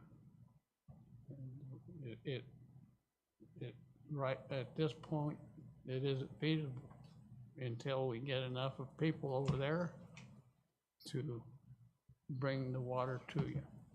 From either one or the other company is gonna put water out there one of these days. I can say that. And Probably our expense. okay. You're making the promise that they're bringing water to us then, is what Ron asked me No, what you're trying to say. I wanted to explain it to him correctly. I'm not promising you get water, but they We're will. getting water from, Might be my great grandson. Might be involved getting water over there. yeah, But they've been talking about it. I don't think I will see it, Right, no. you know, because I They're don't. bringing think city people water here- is what he's saying. Yeah, I think it's gonna happen. yeah, it's gonna happen. I don't can't know, tell. if I might be in the ground before it Yeah. happens, but it's gonna happen. It's gonna happen. I've talked with Graham County Utilities. Yeah. They can bring the water right down Norton Lane there and cross the river right there Yeah. at the bridge. And it's a pretty short route Yeah. to get it over to us. They were petitioned pretty hard 5 years ago when the wells did go dry, Yeah. and it did not extend at all Well, to there's any not of those enough homes out people there. there to afford it. That's the problem. So transient traffic will make the people, anyways. I just want to make sure you guys understand that 260, because they're going to maximize it, they're businessmen. I get that. They're going to maximize their profit. 50, 60, let's say 60. That's the smart move. Times 2, 120. Time one, he said Well, that. you already approved it on the one parcel on one side of the road. Now they're asking for another 60 on the other side of the No, road. No, that's gonna get tied up when the motion's made, For both. that 60's covering both of them. Both of them. That's gonna Both of happen from here. Can this get tied to the Howards, the 60 homes and the zoning, so that if they decide not to move forward with this, then it reverts back to agriculture? Probably not. That's why we. 60 homes will get tied to the zoning, not To the property, correct. To the zoning, the 60 homes is tied to the To the zoning. property. Over the entire, call it 80 acres that is proposed to be rezoned. Am I understanding right, JR? That's why that happened. That's what happened. They got. So you don't wanna get angry. Yeah. See if it gets too expensive for it.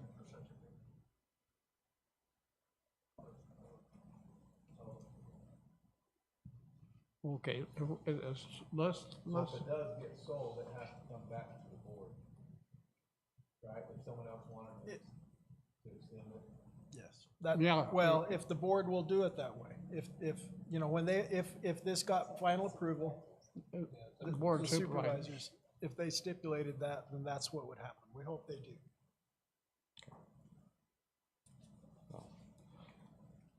And it's nothing personal, but I'm strongly opposed of this project. Okay. Okay, let's, you go back. You go back. You don't have any more questions for him? No. Okay. Okay, let's start calling. Let's, I think we ought to hear the audience first. Let's hear the audience and then you can have Then you can recap. You'll be the last one. Okay, let's get the speakers.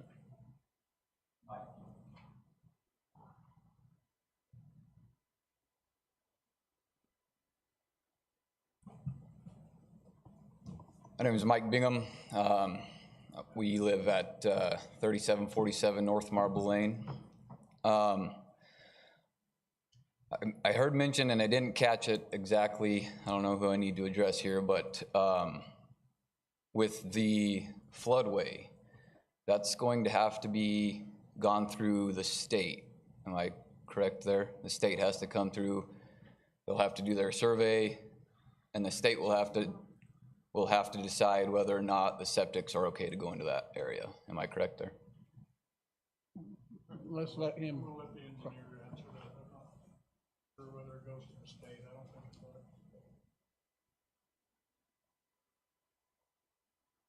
Yeah, the floodway will be determined by an engineering study. And then the floodway, that does not go to the state. They don't approve or that.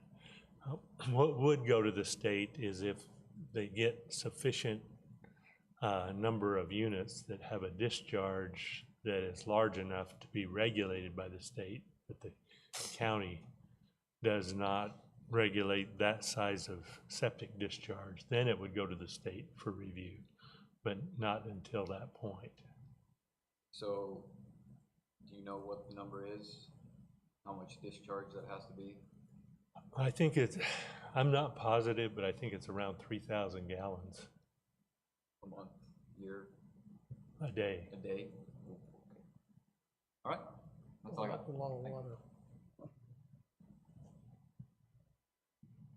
Okay, next one.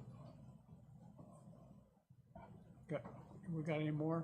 Yeah, okay.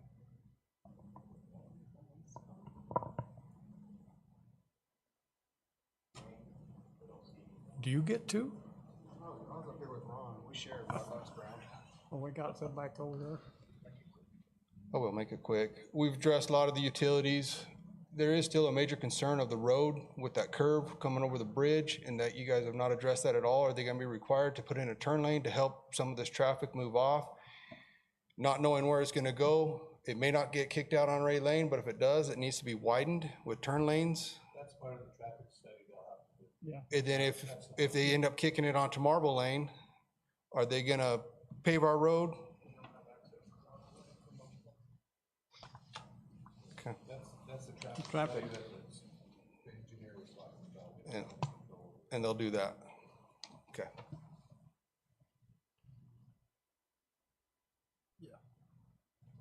Okay, the next one. We got any more out there now? Yeah, she's coming up. Oh, Erica.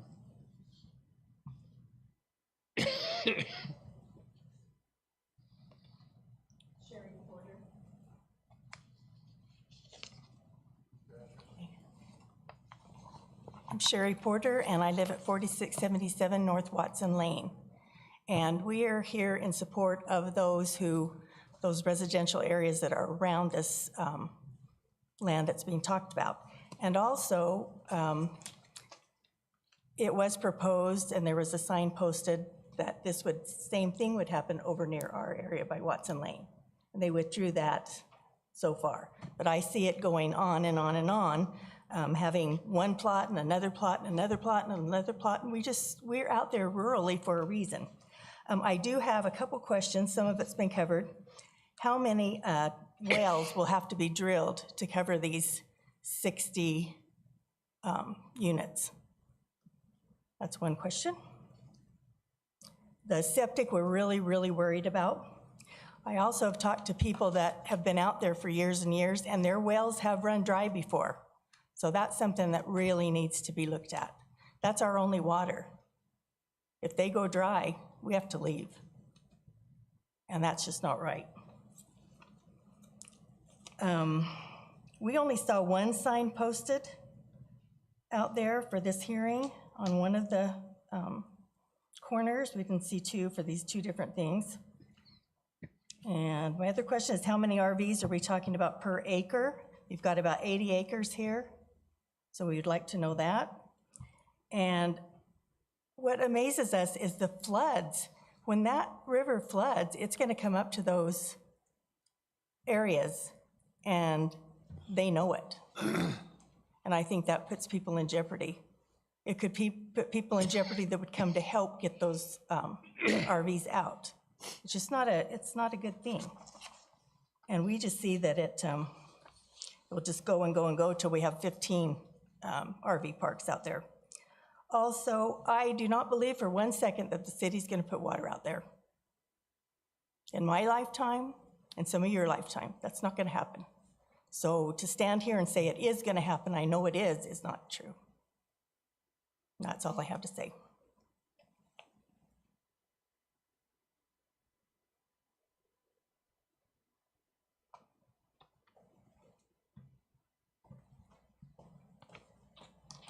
My name is Nicole Howdeggy. I'm at 3662 West Marble Lane. I am not in support of these trailer parks, RV parks going in. I think it's irresponsible to build. I had to leave. I'll fill one out, right? Thank you, right when I'm done.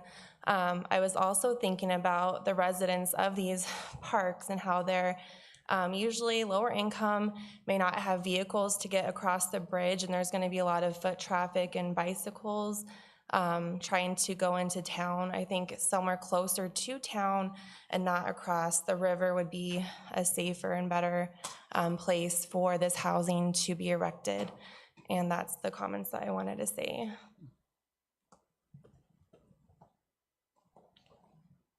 Yep. Have you got any more on your list? Oh, we've got a couple of them back there. Way back there. Yeah. Go ahead and come on up and speak. Come on up.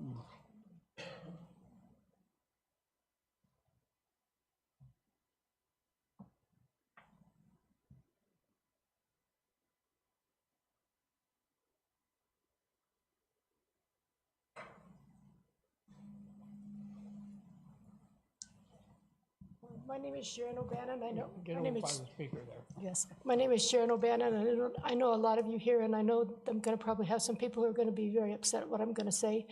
My father is Roy Marble. He's who that property named, the Marble Lane is named after. He bought the property back almost 100 years ago, and the property's named over there. That's after our family. So I've been over there. My concern is it's not so much about these guys wanting to do this, but I have lived there pretty much all my life. In 1969, 70, 71, 72, the river flooded over there. We could not, the people who are out here lived over across the river. There's a few of us here today. We couldn't go across the river for a week. We were stuck over there across the river. There was no place we could go to get across. So if you didn't have a lot of us who are LDS had year's supply. We didn't have to worry about it. We were self-sufficient where I lived. My dad had a cow, and we had pigs, and we had all of that stuff. We were neighbors with the Howards for years, and I've been friends, but I'm concerned about if those trailers are down there and this river comes up again like it did then, which it could. I mean, we don't know what the weather's gonna do. There's no way to get them out in a timely manner. You don't have enough, enough notice to move people out.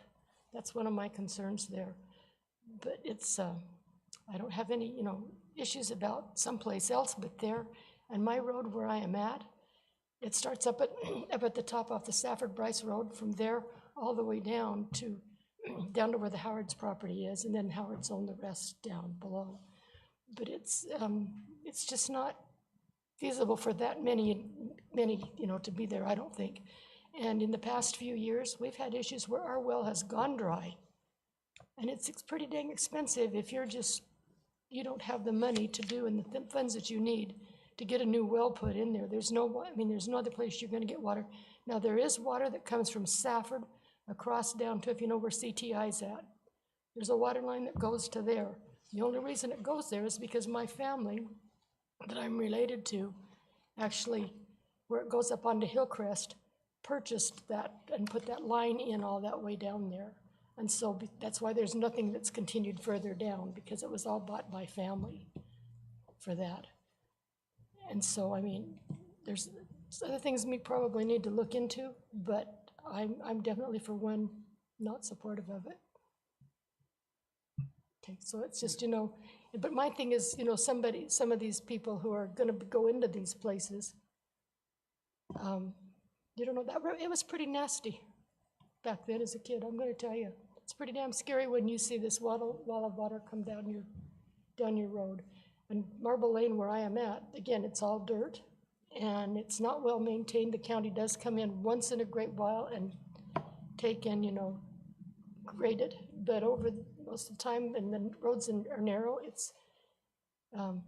we have a problem with the people who work up at Freeport, because they've learned that road is there, going up there and speeding in the morning and the afternoon, and like they're saying, the school bus is there.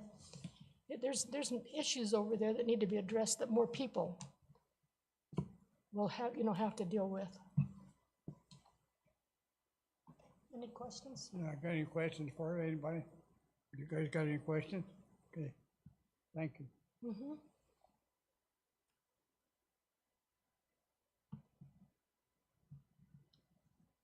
Okay, what's the next one back there? Earl?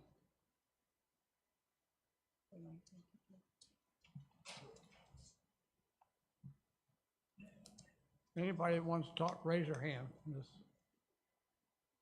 Okay. No hands? Okay. Oh, I don't want to leave these guys in. I'm with them. I'm with them, and I don't want to leave them. I am partnered with JR and Ron. My property's right next to theirs as well, and I'm partnered with them as well. My name's Sam Daly. So I own a portion next to them, and we've kind of discussed doing this for some time. I just want to just add just a small thing to the neighbors. I think we all agree that it's great that everybody's here and concerned about the area. Typically something like this, which is needed, I think the mine and the community is growing. I think more housing is obviously needed, housing similar to this. It's typically, the problem is just not next to me, right? And I understand that. I completely understand that. The water issues, I disagree with the water issues. We could talk about that another time. And the reason I'll just say the water issues specifically, the farming community has given up hundreds of thousands of acres of water over the last decade due to litigation, due to property like this. I should back up and tell you, this property can't be used for farming anymore. None of this property can be used for anything but uses similar to this. And through that process, a lot of water has been given up and is not used in agriculture anymore. You could build the city of Phoenix for how, I'm being facetious, but I'm serious. You could build a ton of houses for how much water has been given up from the farming community over the last decade. And that's factual. So the water, using more water isn't a problem. Septic, that sounds like it is a problem. That sounds like it's a serious issue that we're gonna have to work out, or the Howard's just gonna have to work out. That sounds like a legitimate concern that we're gonna have to figure out. But I just wanted to just say that I don't think, as far as an irresponsible use, that is definitely not the objective. People getting stuck, people getting trapped by flooding, which will possibly, I mean, that's something that's a real threat. Those are all things that need to be looked into further and will be looked into further. And anyway, that's all I have to say. Building parks used to be something everyone wanted, is more parks. What happened to different kind of park? Different kind of park. I'm just kidding. I'm just kidding. Well, I got a question for you. Okay, go ahead. You mentioned the water.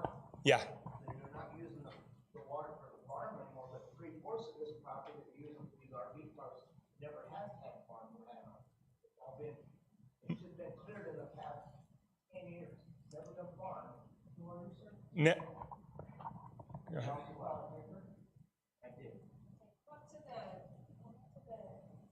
Come on up, yeah. Never's a long time. This certainly has been farmed, almost all of it. In fact, when my grandpa bought that piece that we own on that side, the river was on the other side. It used to be all on the opposite side of the river. So that river has meandered such that it was farmed at different times, and not all of that. But when I'm talking about the city of Maricopa could be built again, that's our whole valley. Right here, 30 acres. We've had That's two wells. That's not where we're building. I understand that, but we've had wells on that property for years. Now we have. I need you to say your name and your address before you start. Del Clough. My address is out of Phoenix, Arizona right now, but we've owned property across the river forever. And we've got the 30-acre parcel that we've got 2 wells on it that they're no good anymore. Because the more people that's moved out in this area, they suck water out of the ground. Now, you have no water no more. So where's the water coming from? That's the part about, you put RV parks in, you put this stuff in there, where are we gonna get the water from on that? Because you're gonna dry the next person up, then the next person doesn't have water anymore. What does he do? Haul water in? Or does he have to go spend money to drill his well deeper? I know there was a speculation of the farm ground and shit. Well, these farmers got their wells so deep it doesn't matter. But the homeowners got shallow wells and stuff. And all of a sudden in the summertime, you have no water anymore. So that's the big speculation, is what happens when the neighbors lose their water table? We've lost 3 of them out there in the last 50 years.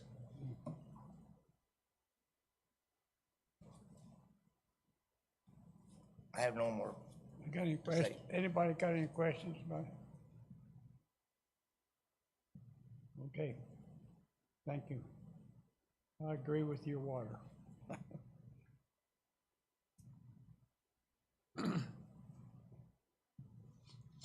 Okay, where are we at now? What we got, who else we got back in there? That finish you up? Anybody else raise their hand? I don't want to miss anybody. Okay. No hands. It's up to you guys now. Let's make a decision here. As Mark said, you're tying them these two together. You want to remember that when you make your motion. You good, JR? You're good? You expressed it. You good? You get to be the last talker if you want to come. So if this is it, if this is. You want to say anything now? Yeah. I forgot about you. You didn't raise your hand.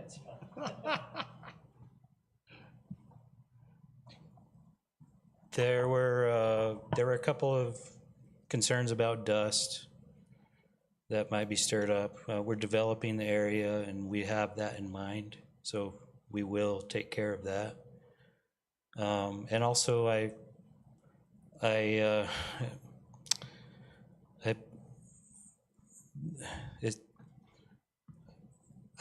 hate that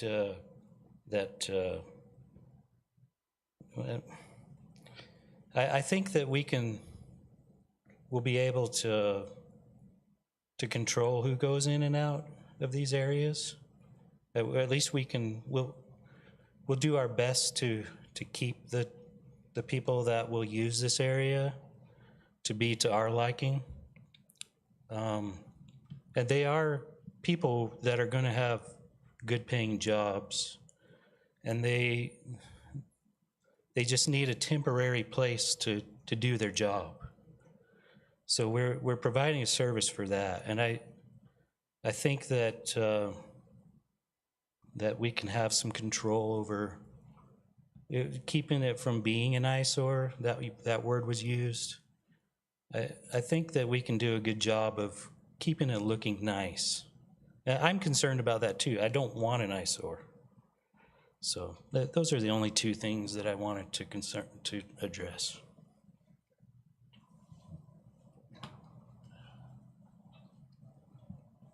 I don't know that you want to hear from me anymore, but there's, just for clarification, there's been asked how big can a sewer system get or what?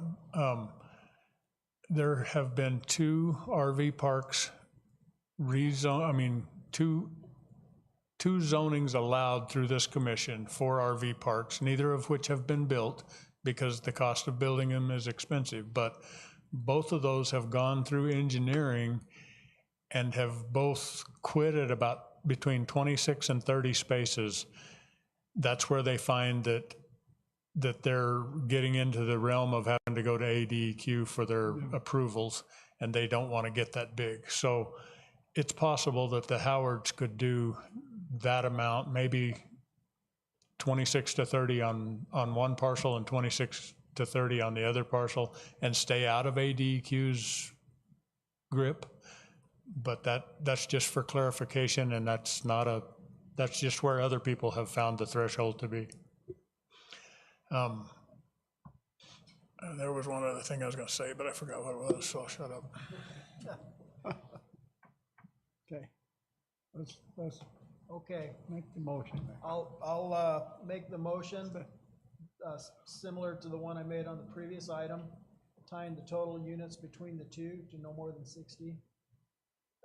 Make a favorable recommendation, and if it was going to go beyond that 60 between the two, item 7 and item 8, it would have to come back to be revisited with,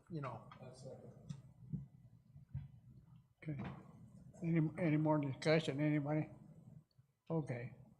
All in favor? Aye. Any opposed? Unanimous.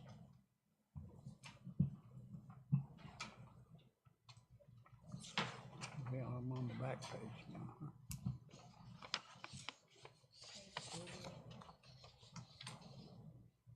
Okay, on item number 9.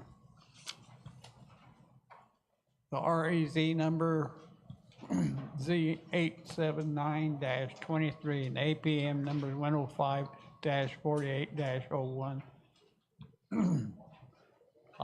1D and portion of an APM number 105-48-011C, the south 405 feet of the east, 400 feet of the southeast quarter of the southeast quarter of section 34, township 60, range south, 25 east, bearing about 3.7 acres. A request was made to rezone from a current general RMH residential manufactured home for the purpose of developing of an RV park. The requester is owner Justin Layton. The address is 2020 North Trey Lane, Thatcher. Anybody for Justin? Justin here? Okay.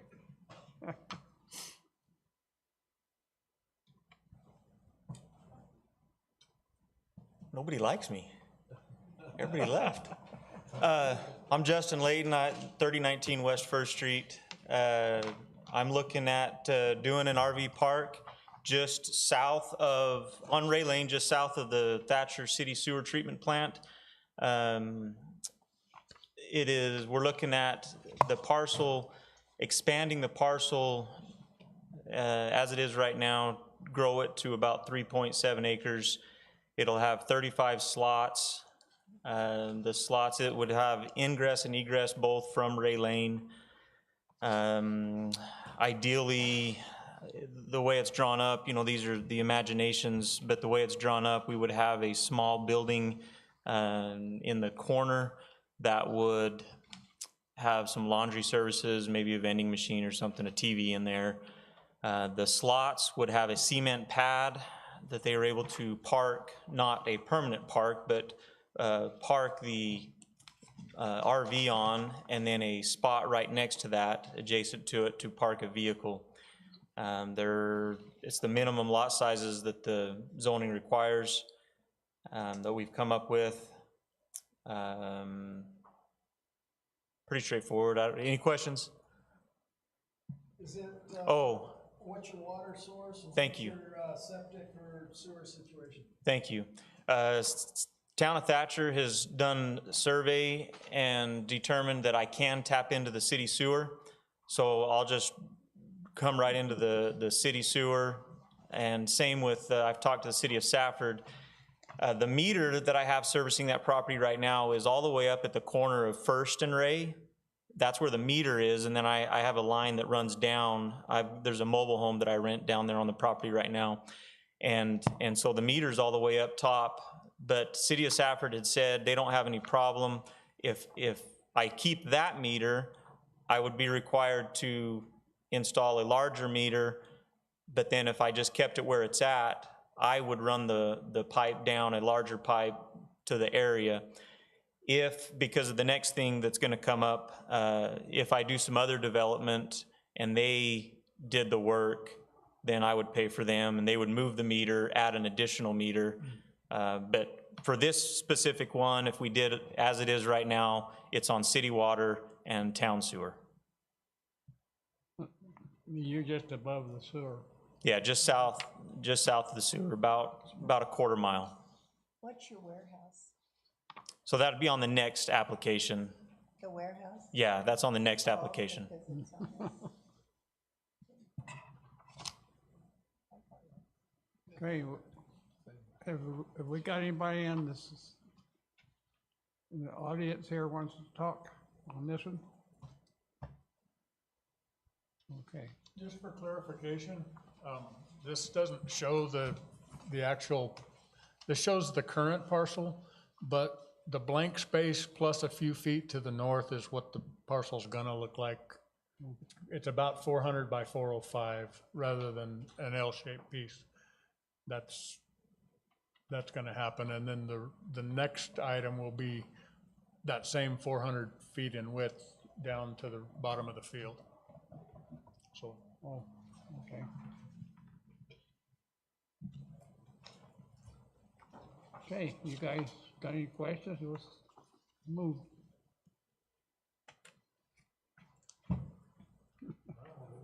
Huh? I'd like a motion to table the recommendation. I second. Any more discussion? All in favor? Any opposed?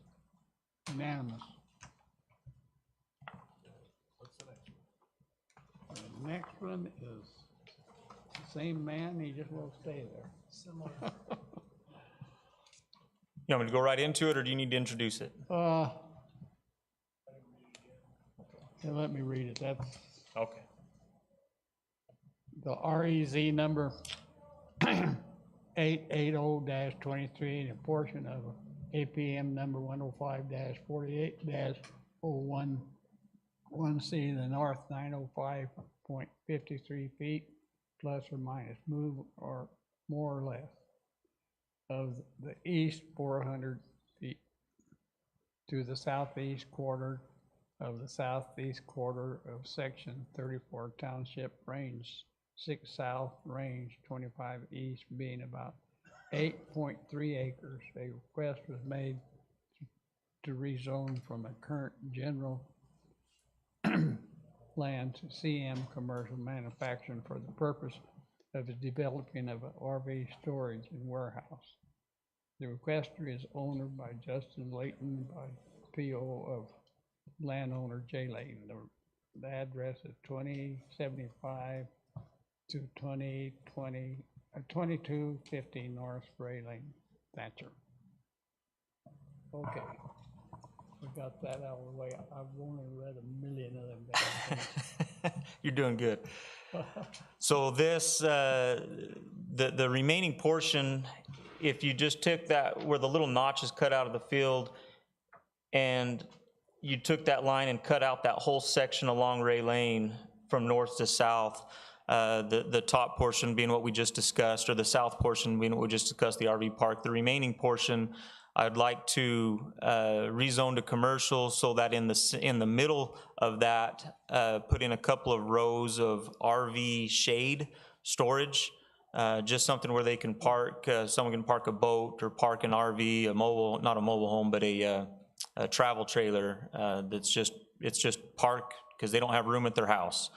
And then the lower portion up next to the treatment plant, that would be some warehouses that would be rented out for contractors. It's just warehousing. They're 50 by 100. Each building is 50 by 100. Most of them would be split into two, so they'd be 50 by 50. But if a contractor wanted a 50 by 100, they could take 50 by 100. But metal buildings, looking at no more than 6 warehouses on the way this is zoned right now.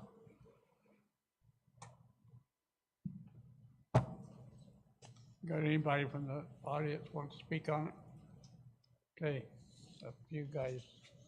Listen. Definitely fills a need. You make a motion there? I'd like to make a motion that we support this with favorable recommendation. Okay. Second, you got a second? Any more discussion? All in favor? Aye. Unanimous.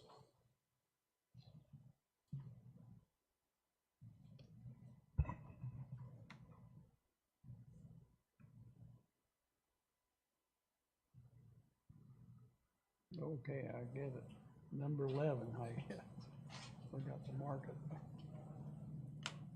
The REZ number is 881-23, Hang on. the APM number 107-17-037, 1.004 acres. Request is made to rezone from current A general to RR rural residential for the purpose of being able to split to make 2 half-acre lots. The owner and requester is Michelle Springer, and the address is 2204 North San Juan Mine Road, Safford.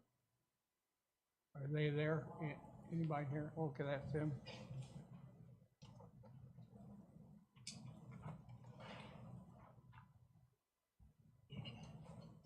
Hello, my name is Mike Spinger. I live at 2220 North San Juan Mine Road. I currently own the 1 acre that I'm wanting to divide. I currently have a single-wide mobile home on that, and I would like to build another home on that, but you can't get financing when you have a dwelling already on that. And so I was looking to build a mother-in-law suite. My mother and father-in-law live in St. George, and they're elderly, 80 and 82, and they're needing assistance. And so I'm wanting to be able to build a place that I can help them out. And so that's what I need to do in order to do that, because I can't get financing, and obviously I don't have enough money to pay for a brand new home out of pocket. So that's my request, is to be able to split that 1 acre in half. I have talked with the health department as far as septic systems. He's gave me his blessing. He said pretty much it would really just depend on the percolation testing, how many lines they would need to handle that home, whether it be 3 75-footers, separated 5 foot apart, or, I mean, depending on percolation, it could be one, which my property has room for that. I also have city water there, and I have Graham County Electric as well, right on my property. And that's what I have. Okay. You guys got any questions for him? I have one for Steve. What else is in the neighborhood that's similar, or is there anything? No, it's about the same one. Any other half acres close by? It's quite a wide open space in there.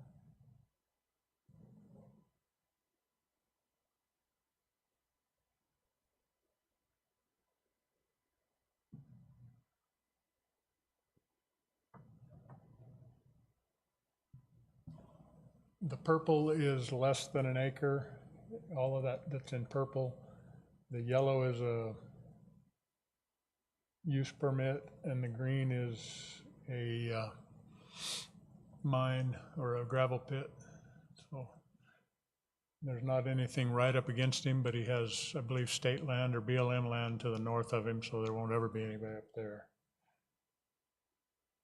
And we received nothing from the neighbors, no objections. That answer your question? Yes, thank you. Okay. Let's make a motion here, boys. Let's get on with it. I'll make a motion that we forward this to the record book in favor of the region. Second. All in favor? Any opposed? Unanimous. Okay. Number 12, I don't got the end of today. The REZ number 882-23, and the APM numbers 104-39-174, 1.006 acres. Request was made to rezone from current A general to RM multiple family residence for the purpose of developing a new duplex. The requester is Travis Palmer. Address is 1104 South 4th Avenue, Thatcher. Who's gonna represent? You're, okay.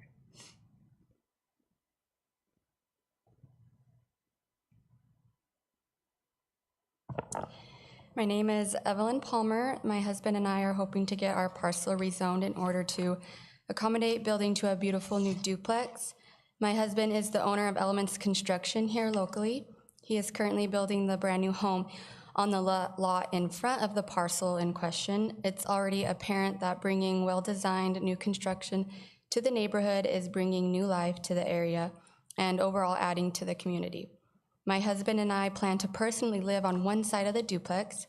With that being said, it should hopefully add confidence to the county and to the neighbors that we are not a disconnected investor or developer, but we too care about the appearance of the neighborhood as well as the safety of any added traffic to the area, which we believe will be very minor. We honestly believe that rezoning that we've requested goes with the natural flow and makes sense for the county, especially with 8th Street apartments close, the trailers in the neighboring area as well as the neighboring parcel who currently has dual structures, a brick home as well as a manufactured home on the same lot. We have nothing but good intentions for the lot as well as the neighborhood.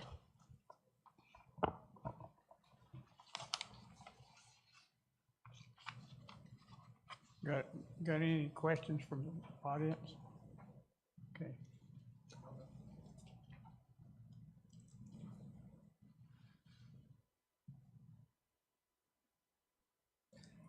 Hello, board. My name is Kim Donahue. I just bought 2 acres from the Palmers. They are building homes all along the water retention wall.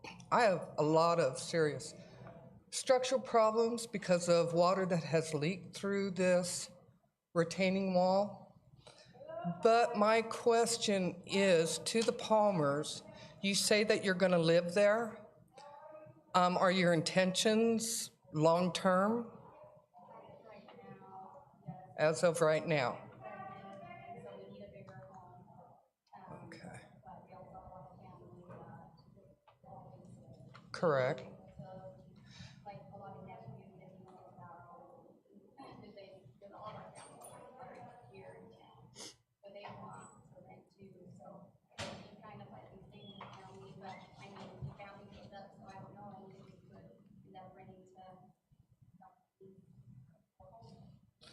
My question to you, that if you decide not to stay there and for it to be sold, would you sell it as one entity or two?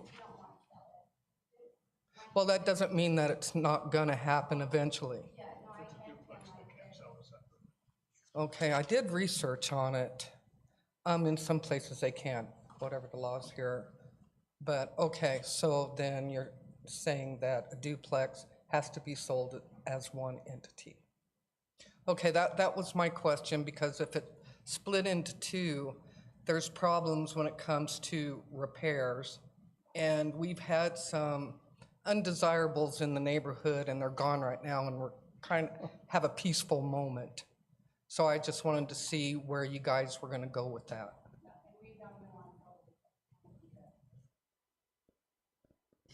Okay, as long as it has to be sold as one entity, I don't have a problem. Thank you. You guys got any more questions? Okay, I'm ready for motion. I'll make a motion for a favorable. Any more discussion? All in favor? Any opposed? Unanimous. Okay, that's, we got any other business? Anybody else? Well, we're thin and down to nothing. We ain't got no. Anybody from the public wants to say anything before we close her down? Okay. Okay, what do you got? Steve? We've got a work session coming up here in a few minutes. We've moved it from 10 o'clock to 11:30, so that'll give you guys a few minutes to run to the restroom if you need to. I think that's,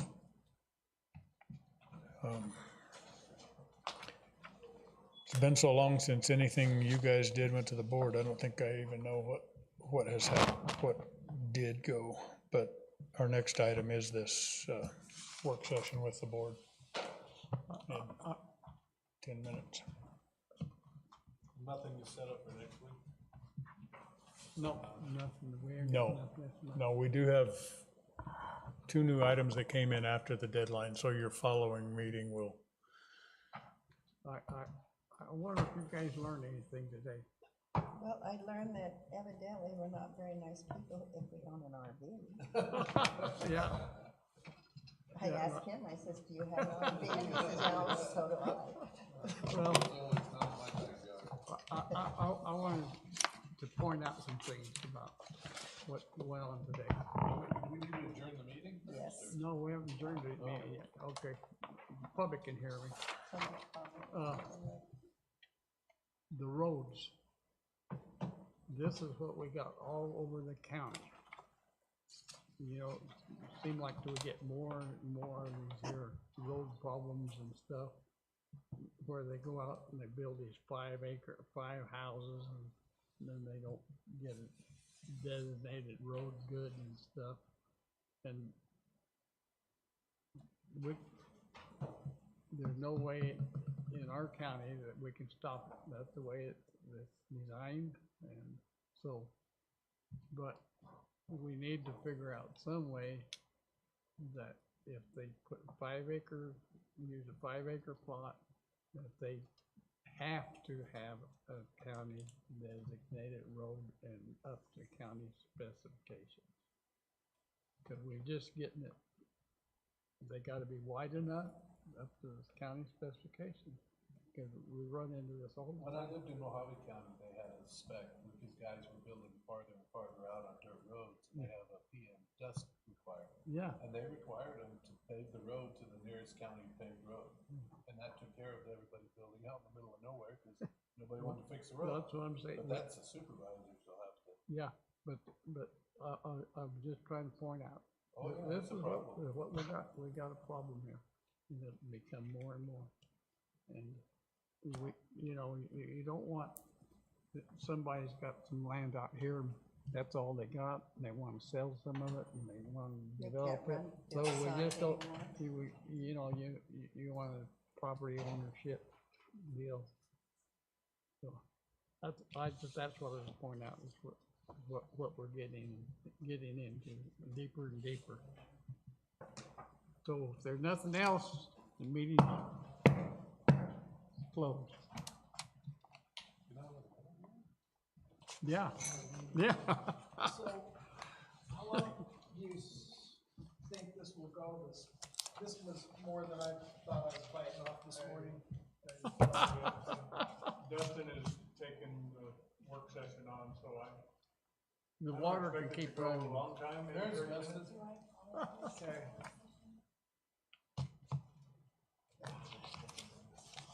Pass Dustin that.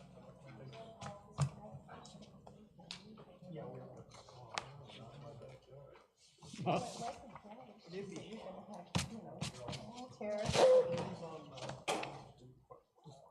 I understand his concern.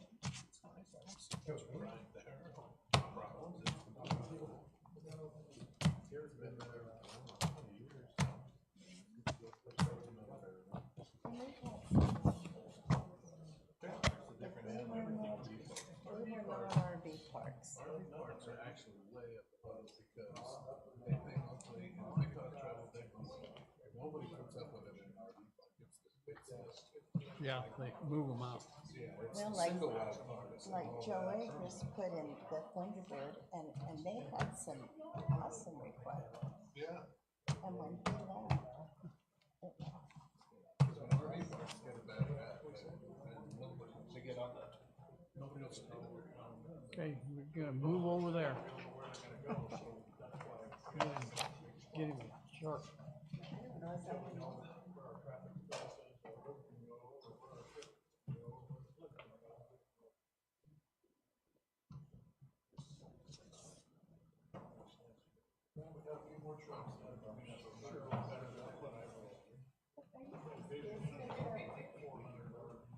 I can't see anything going on with the boys' girls. It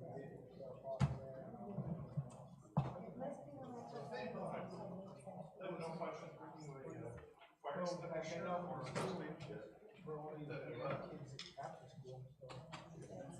Not my backyard, that's the water swimming. Oh, yeah. Somebody goes 8 to 6. We did, but it just became, they broke down so much on background checks and everything.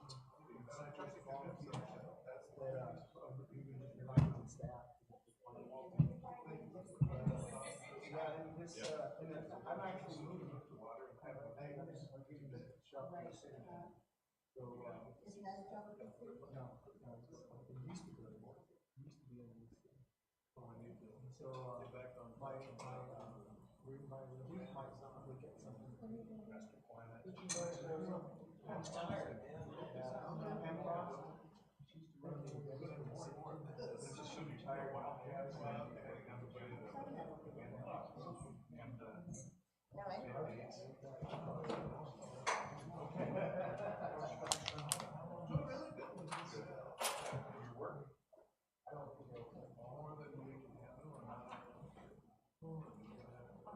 Hi, how are you?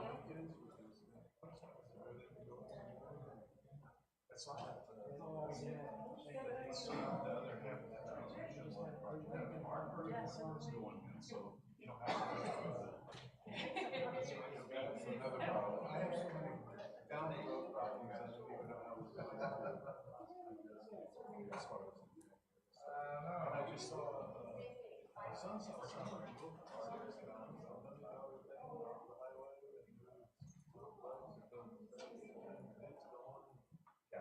I just think this whole topic.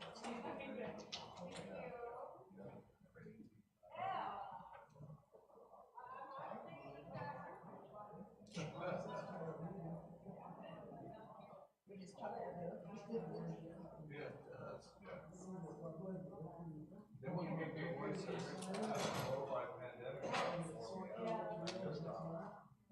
it's hard to explain to people that, yeah, you bought there, but there's, you know, you should have looked into the zoning, because everybody's got their own rights. That's the thing, I know people complaining about HOA, that's why they now exist, so that buy one of those, I bought a house with 50 it stayed exactly the same for 20 years, and I could sell it, get rid of it. And I didn't have to worry about doing what in the neighborhood. I mean, when the kids didn't pick the weeds, I got a letter. Call the kids up, pick the weeds. No. They got it more? They got it. Okay.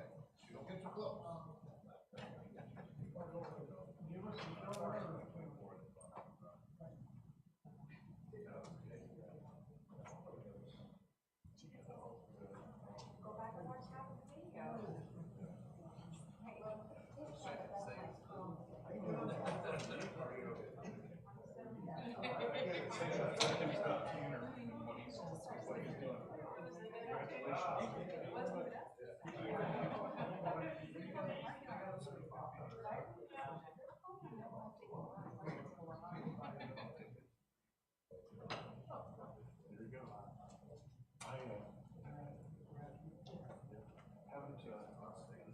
I've heard rumors about a replacement. I don't think it's going to be announced. Yeah. That's what we're going to finalize. Okay. How's the, going into our budget, how's the funding? Are you above water or do you? We're doing okay, but it is coming back to the county. Okay, so we'll bring you to submit a Okay, letter forthwith. It should come out either the end of next week or next month or July. Yeah. Just wanted to get an idea. Or needed to do this. All right, so okay. You'll see it come down. Okay. Appreciate it. There's a sign-in sheet down there.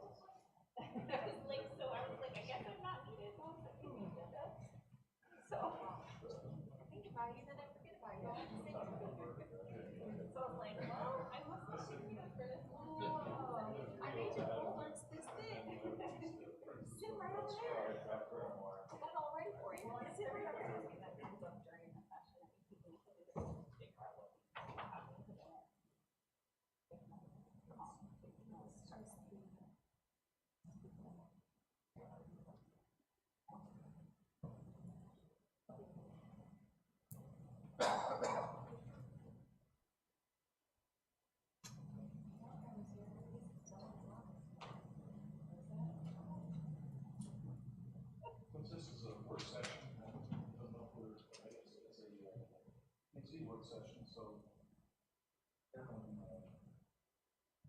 I'm not chairman. So, Chairman Larson, I guess we just need to turn it over to Dustin.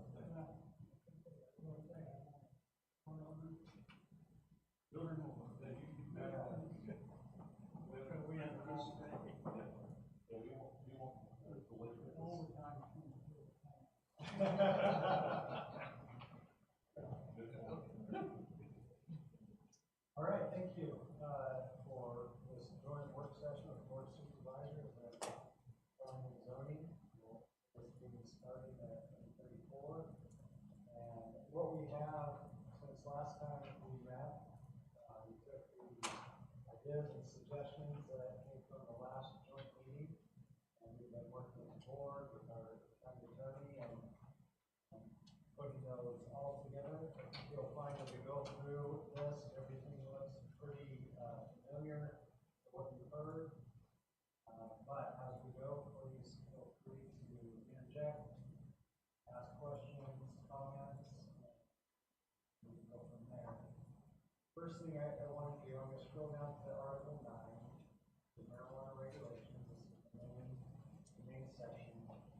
I just want to point out the definitions. So one thing that we need to work on is really understanding some of the definitions, which are important as we go through here.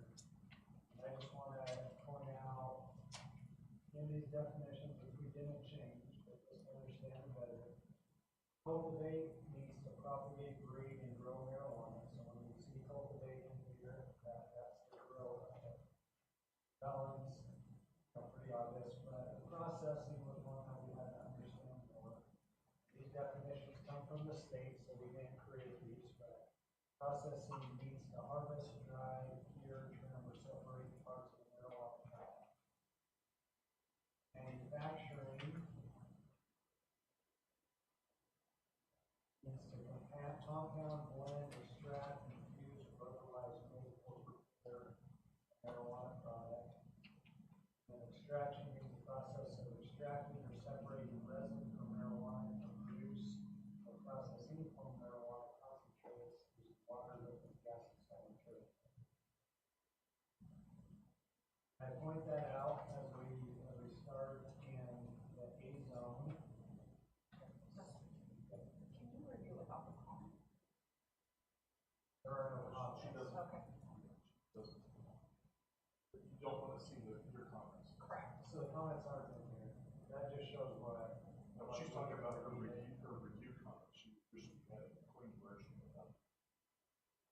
That's what we have to say. Yeah, because on paper it's not showing, but it's showing. Just blow it up so that goes off the right side.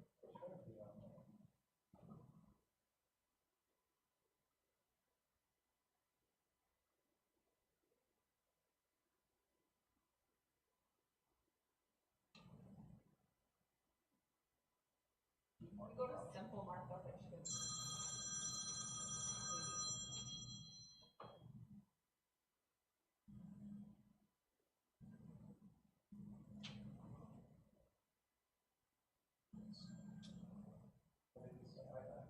Going up to the markup next between track changes and reviewing. One of those options that may be able to. No markup, yeah.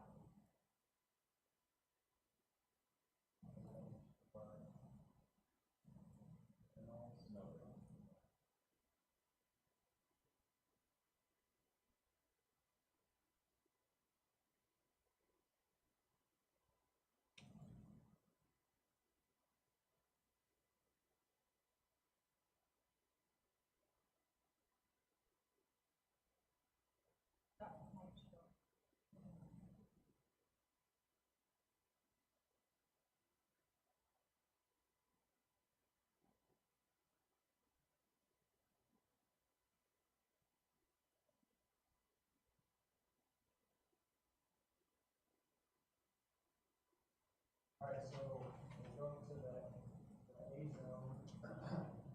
So the way our current zoning ordinance is today, which is the latest that's been board adopted, it included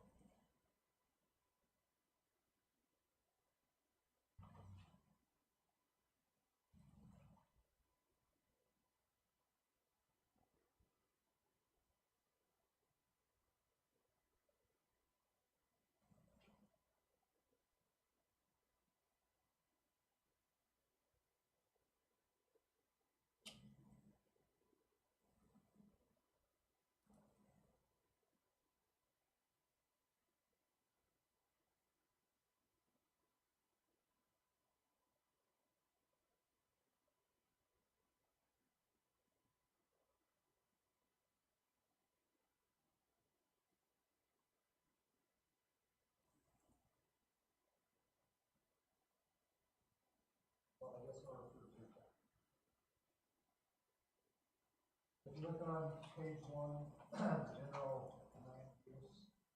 Look to your second page.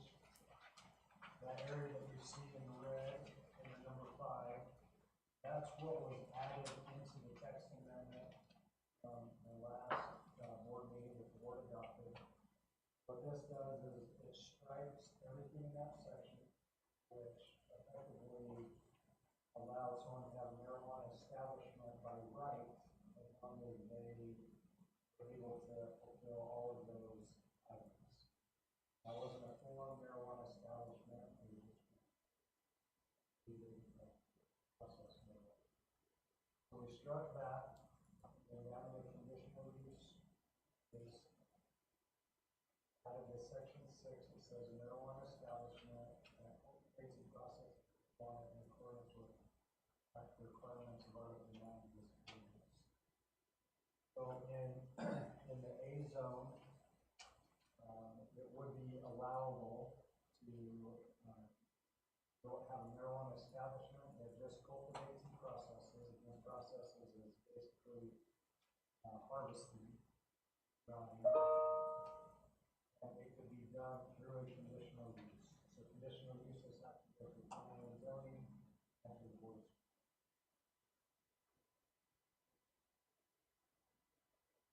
Turning the page to page 3, we considered making marijuana establishment as a conditional use, but we struck that idea. So what we have in the MX zone is we still have marijuana establishments. All establishments are allowable under that MX zone as long as they follow all the requirements in Article 9 with the marijuana regulation. Let's return to that. Page 4.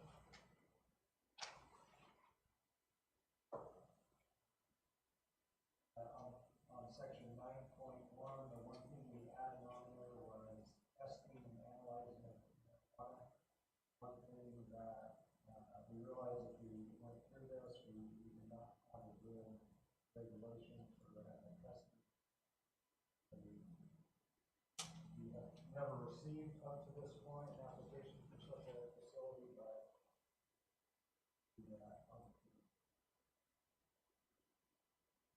this is the state requires. They can do their own thing. And there are private testing facilities.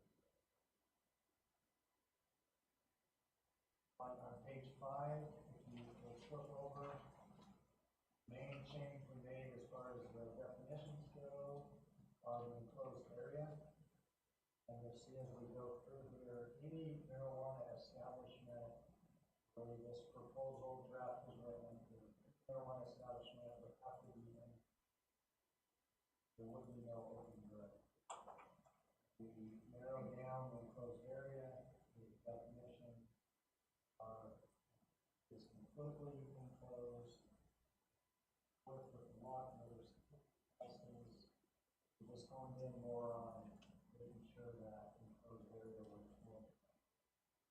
That last paragraph, the enclosed area shall not include a semi-portable or temporary structure, including but not limited to houses, high tunnels, cold pens, multiple facility, trailer, cover, container, or capture any of these temporary structures, and again, the reason for the enclosed area is that we have real property that taxable, also enclosed to help control the health issues. Plus facility and investment folks.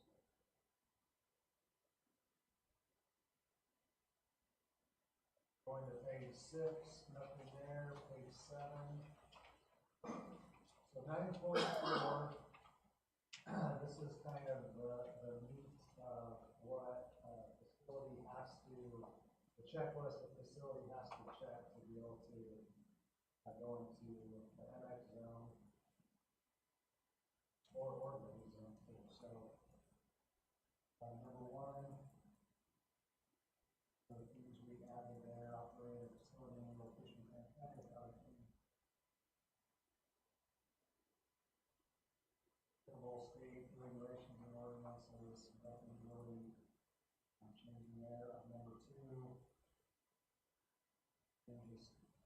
defining a little better. On 2A, again, that's where we were considering a conditional use permit, and that's, struck that idea from last time we talked. B is the same, letter C, marijuana establishment, wishes to cultivate and process marijuana is restricted from zoning district X or general A in general. Marijuana establishment must obtain a conditional process. Have that stated in the A zone, that again in this article.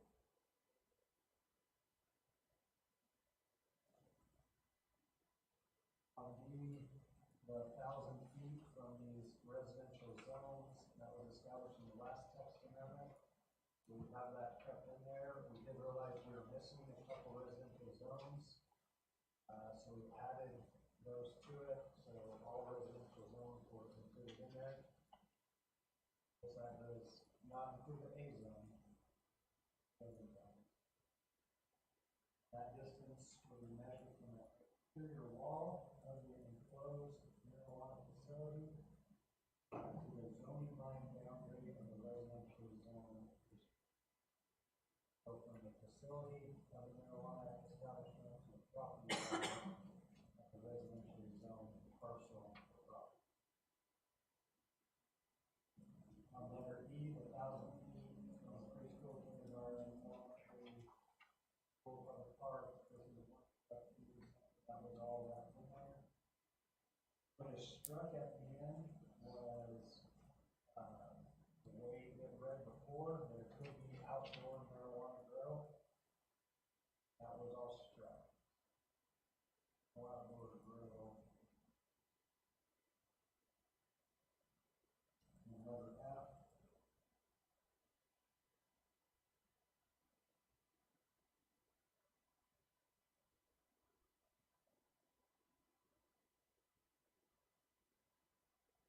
And reiterating this permanent enclosed structure that defines, so we struck out some of the temporary language. And nothing really on that.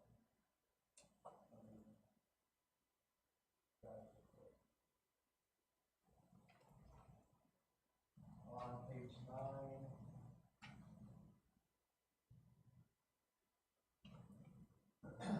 on letter Q, just a little more definitions on making sure we get that odor control plan and who receives it.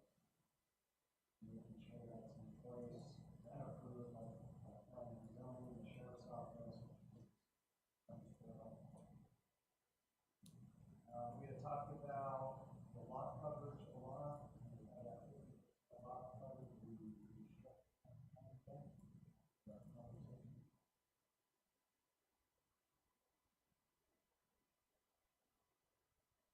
so what you see in red on the bottom of page 9, some of that verbiage came from what was in the A zone. That's just more things that planning and zoning will ask for upfront with the application. Real description of the property, authorization from the property owner, site plan, order plan, security plan, and any other kind of documentation of the planning and zoning. And the location of the off-site dispensary is that any cultivation has to be associated with, not for state law.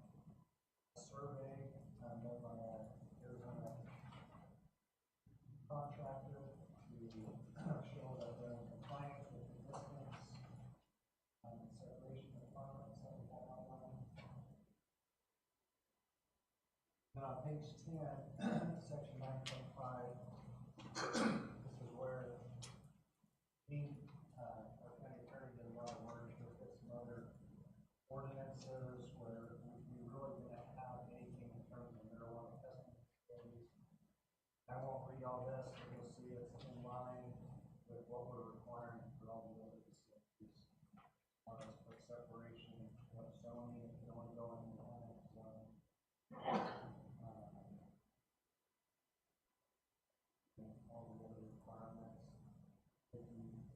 safety code, your order plan, security plan, all those things.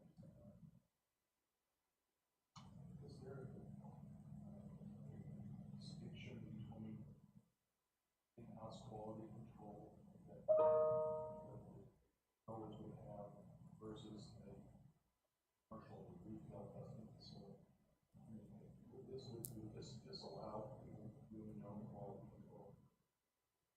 Is that so they have to send a certified testing facility? Right, for certification of their own quality control or the certificate.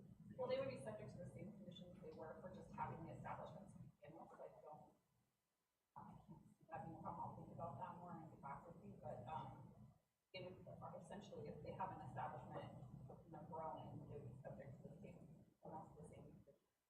For something like, for example, a concrete batch plant, they do their own in-house testing to see strength and other properties. And from time to time, they'll send it out as required for verification. You know, I don't want to create a hardship for people not be able to do their own in-house. Well, that's regulated by the state in terms of what they're allowed to do before it's put out to the public. That's not what this does. It just says if you're a marijuana testing facility, you're subject to these restrictions, essentially.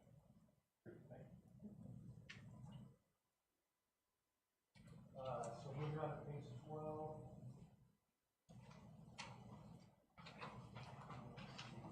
9.6. So this, I won't go into any of this.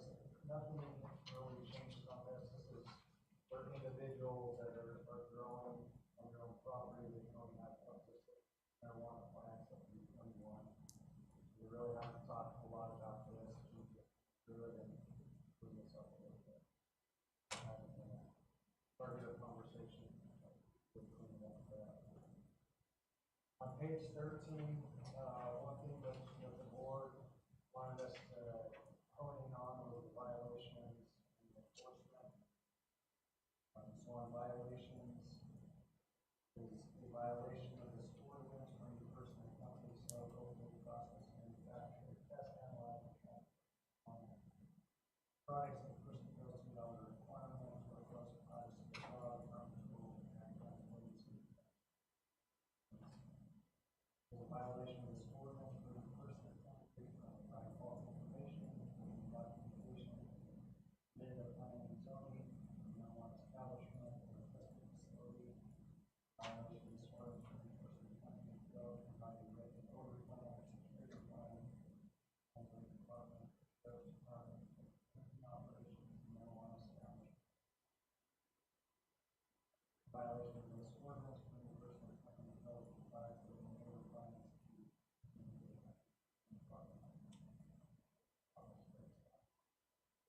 So when they reference it's a violation of this ordinance, go to the first chapter of this ordinance and lays out what happens if you are in violation. A long process on that. On 9.9, enforcement and penalties, added a little more to this as well. Section 2, if the county determines any violation of this ordinance has been committed, or any condition associated with the conditional use permit, this would be concerning an A zone. But nothing that the county may cancel the conditional use permit, notify the department of.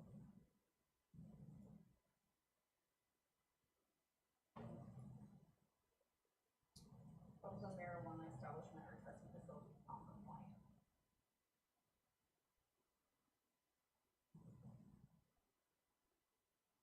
In addition, marijuana establishment must immediately cease all operation. Issues permits obtained. Added a little more teeth in the enforcement.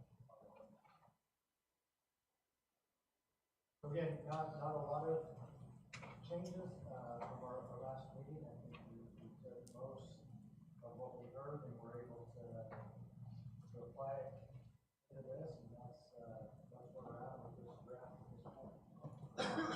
So is there anything in here that the commission wants to change, adjust, add to, or give us any more direction before we go to the next step? What is the next step? Next step would be taking these changes to planning and zoning and be here in the meeting and make the recommendation for supervisors. Both before then, we have to go to public notices. It's technical, those three. Oh, okay, sorry. Go to this commission first. Yeah. Then it's coming to play.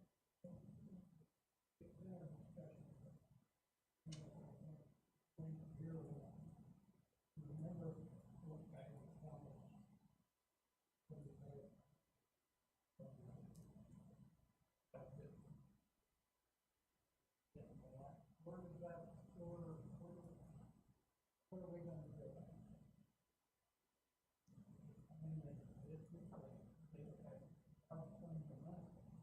I don't know that we, in our board, that we've discussed a license fee.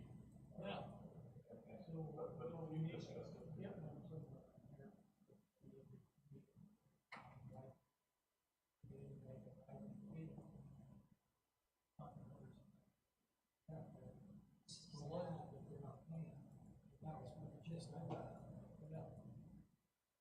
Steve, did you do any more research on that?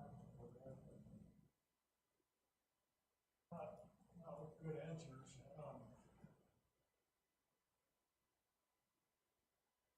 We didn't need license for any business or.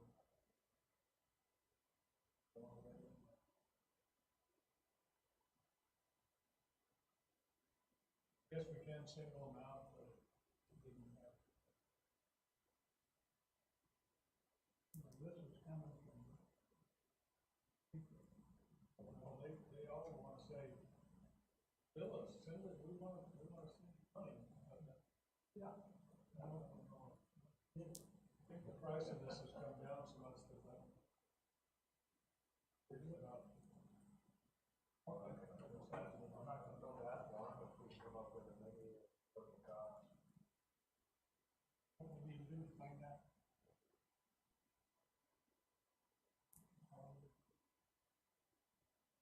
We need to get. Found that cities were doing it, California especially, but I found no place where any county in. There's no county funds, there's state funds that contribute. There's no county in there, I found this, charging a fee to open up. Are there other counties that have these funds? Wouldn't they have a business license for that? I'm sure they do, but they don't call that out separate. So you're saying they pay the same fee that the fried chicken paid? But we're not saying that. That we can't justify just, I wanna grow if we not, or Neltec that, out on the highway, not paying the fee. How do you say, well, we're just charge, or a massage therapist that's on the highway doesn't have? How do you justify that? There could probably be a scale. There's social price here, but there's a cost. I mean, How can we have? well, We can find out to what degree we do it. It's not any different than, you don't pay taxes on services in there, right, when you get your haircut. I'm saying. But you pay tax when you go buy something at the grocery store. So we have variations. So what do you do with the people who are already in the business? Once you establish the fee, is that retroactive or are they exempt? I mean, we're trying to ask legal questions if we want legal answers. there if think you'd what we like can to say is we'll just look into it. research it, yeah. That's fine. I know we have, we just haven't received any back. And Jennifer, if you have any information. And the only thing I would say is that power that taxes the power of the store, you have to have something that would be considered fair, otherwise you tax every proposed establishment out of business.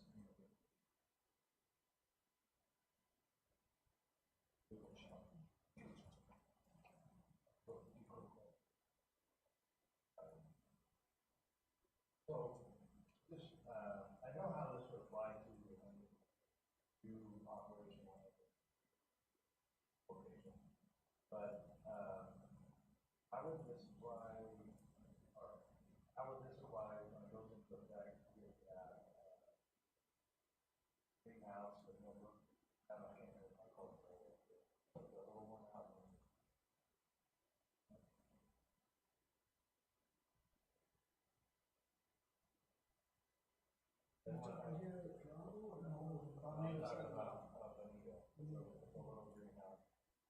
Did that one pull its permit, so they out?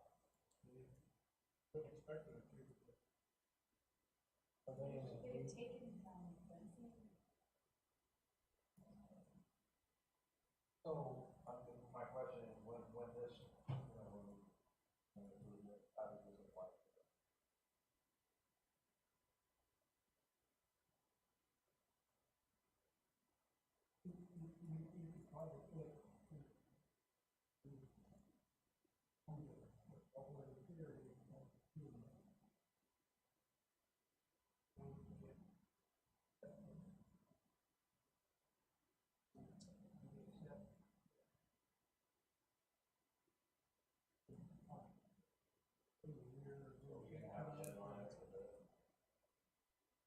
We'll go into, once it gets voted on, it'll be, I expect.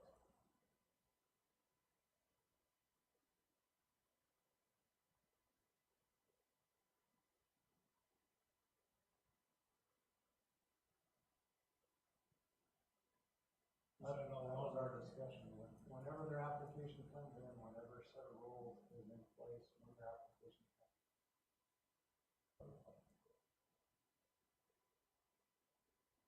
I had a question.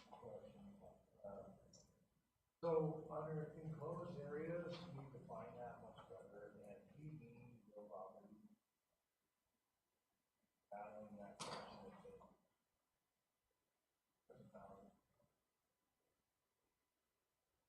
I want to try to avoid that in the future, about whether area is real property, and we've done a lot here by adding, got a roof, got a cement slab, but can we even say that, need this to be real property, you know?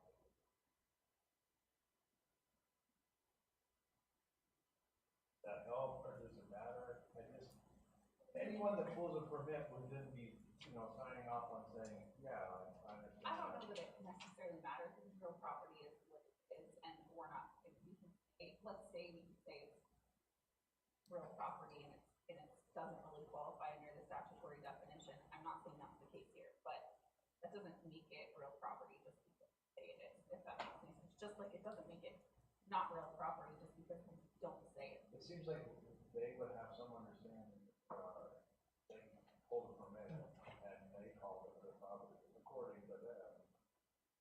I mean, we can add, I don't think it necessarily hurts to add it, I just don't know that it, I mean, admittedly, it wouldn't hurt to add it, but it's not, I don't think that it's gonna change, people are gonna challenge what they're gonna challenge to when it comes to tax litigation, so. Okay, but I like your direction and something to, after the wording is, in addition to the, permanent structure that meets the requirements of real property. So even though at some point in the future, try to exclude themselves, right, they have already said that they. Yeah, it seems to me that you can hold up their permit, which they signed, and says. Yeah, you said that you're gonna meet the conditions of real property, what's but again, that may just be, nice to have, but not necessary. But, then, yeah, hey, let me make sure one other thing on page 8 at the top. When we define 1,000 feet, so now it's from the wall of the building to it's 1,000 feet to the property line that to residential property. That's the 1,000 feet now. Or before the 1,000 feet was from the property line of property to residential structure. How it was? I have to look and see. I was under the impression that we didn't really change much. I would have to look at the version that was passed and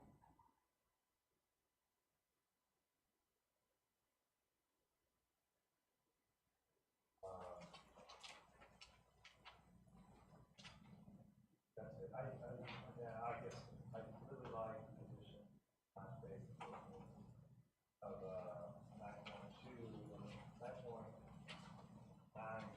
in that we could, if there was a will, where they didn't meet all the conditions for the permit.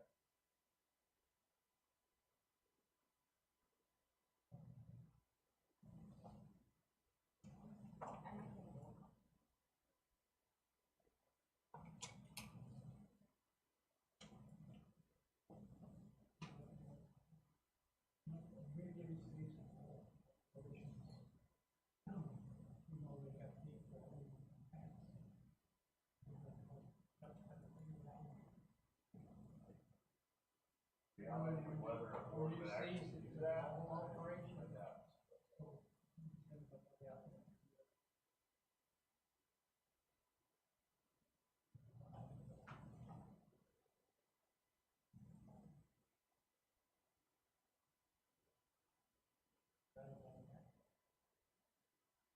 Yeah.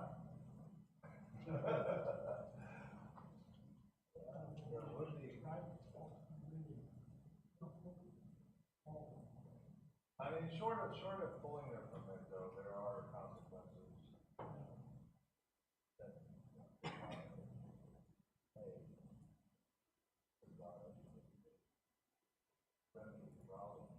short of pulling their permit.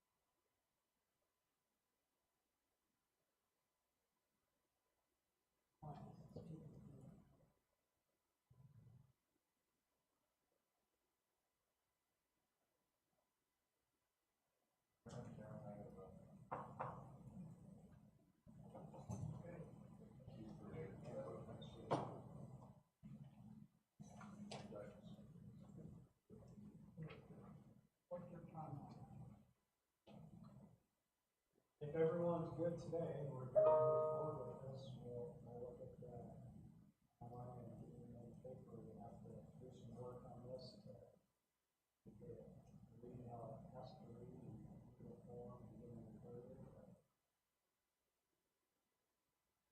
I'll get you away from it.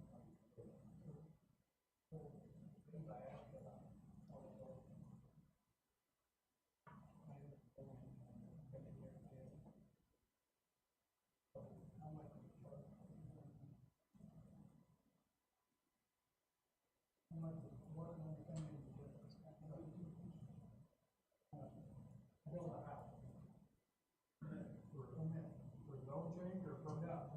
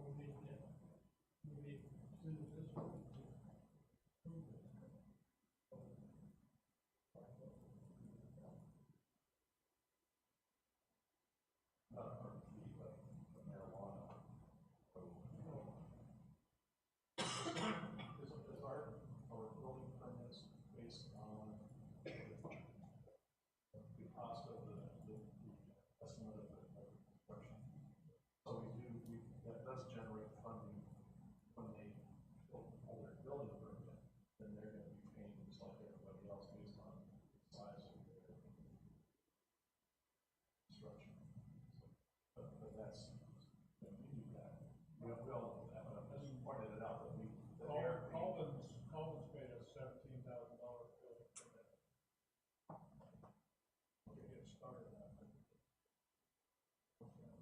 But that's still not, that's just for any building. There's roads. There's no split. I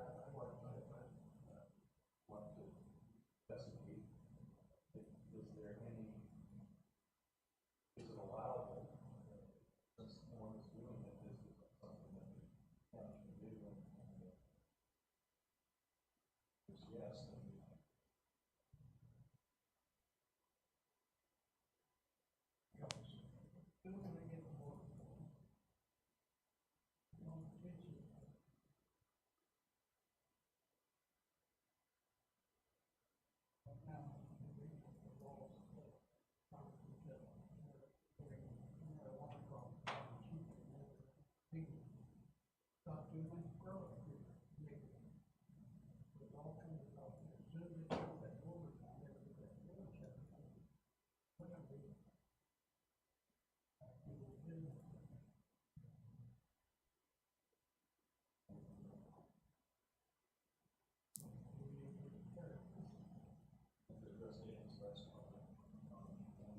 yeah, I think we can work on something. I think that goal should be probably the only one that I.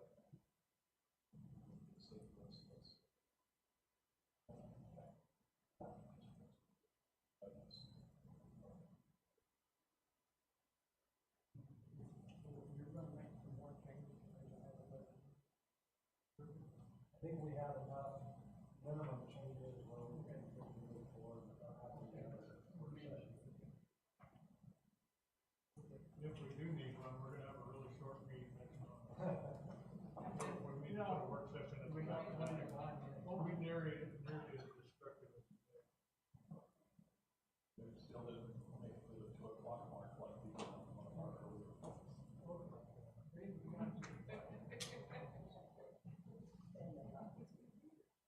I never did hear back. These guys were, they have a thing that they teach the commissioners.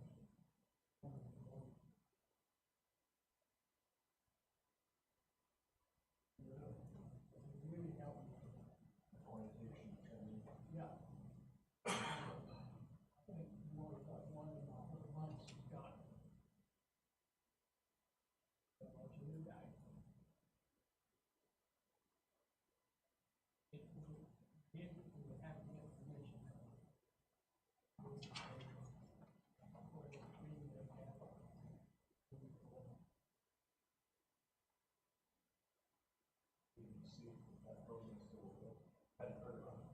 Yeah, we'll work with Steve and see what training's available. There's not been one notice since I've been in this position. I went to one when I was on the commission. Does ASBO do that? Or theirs? Dean Robert, Kay and I all went. Possible we might have a form to get it in-house. Only if we get talking. We'll feed you. But we'll look into that. Great suggestion.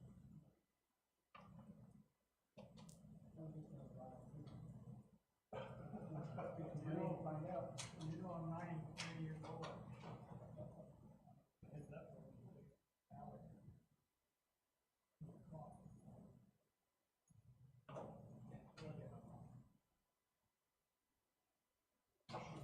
Every day,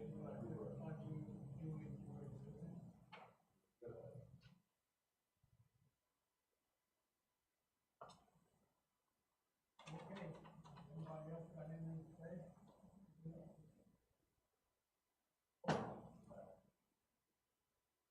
Do we have any resolution? Yeah.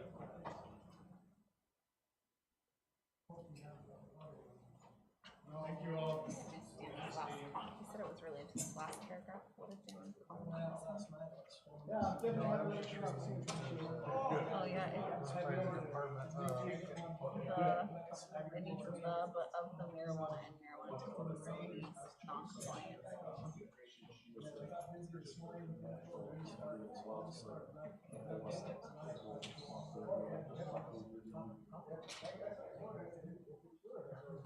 Still doesn't make sense to me. I think it was. I thought it was trying to say notify the Department of, in the state who regulates the marijuana to notify them that we. That's what I think that's what it says, but it may be just because all this is up here. So if the county has any violations or any condition associated with the condition of permit has not been met, the county may cancel and notify that a park, which is defined of the marijuana establishment / marijuana testing facility is non-compliant. Oh, okay, I see what you're saying, okay. But it is kind of weird having it, it needs the, Okay. so, and I found another typo too, so. But was there anything else, besides with regard to the real property? We can do that. Just throw it in there. Here's what I was saying, here reveal simple thing. Means a building, greenhouse, or other structure that is defined as. Okay, and, okay, do we want to cite the statute or no? Because he had wanted to cite the statute of property in ARS, I can't remember what statute it is off the top of my head, but I can find it. Do it in the definition. Here's what I was thinking, as I was going through it this morning, I wondered if this would be pertinent to do. So like we have for conditional use permits, under A zone, in the MX zone, shouldn't we have it, just like we have secondary businesses, see Article 7, should we also have marijuana establishment, see Article 9? Yeah, probably, that's probably a good point, but that's not just, that's for all of them, that's my establishment or testing facility. Yeah, because we consider them different, right? Yeah. So that's a good point here.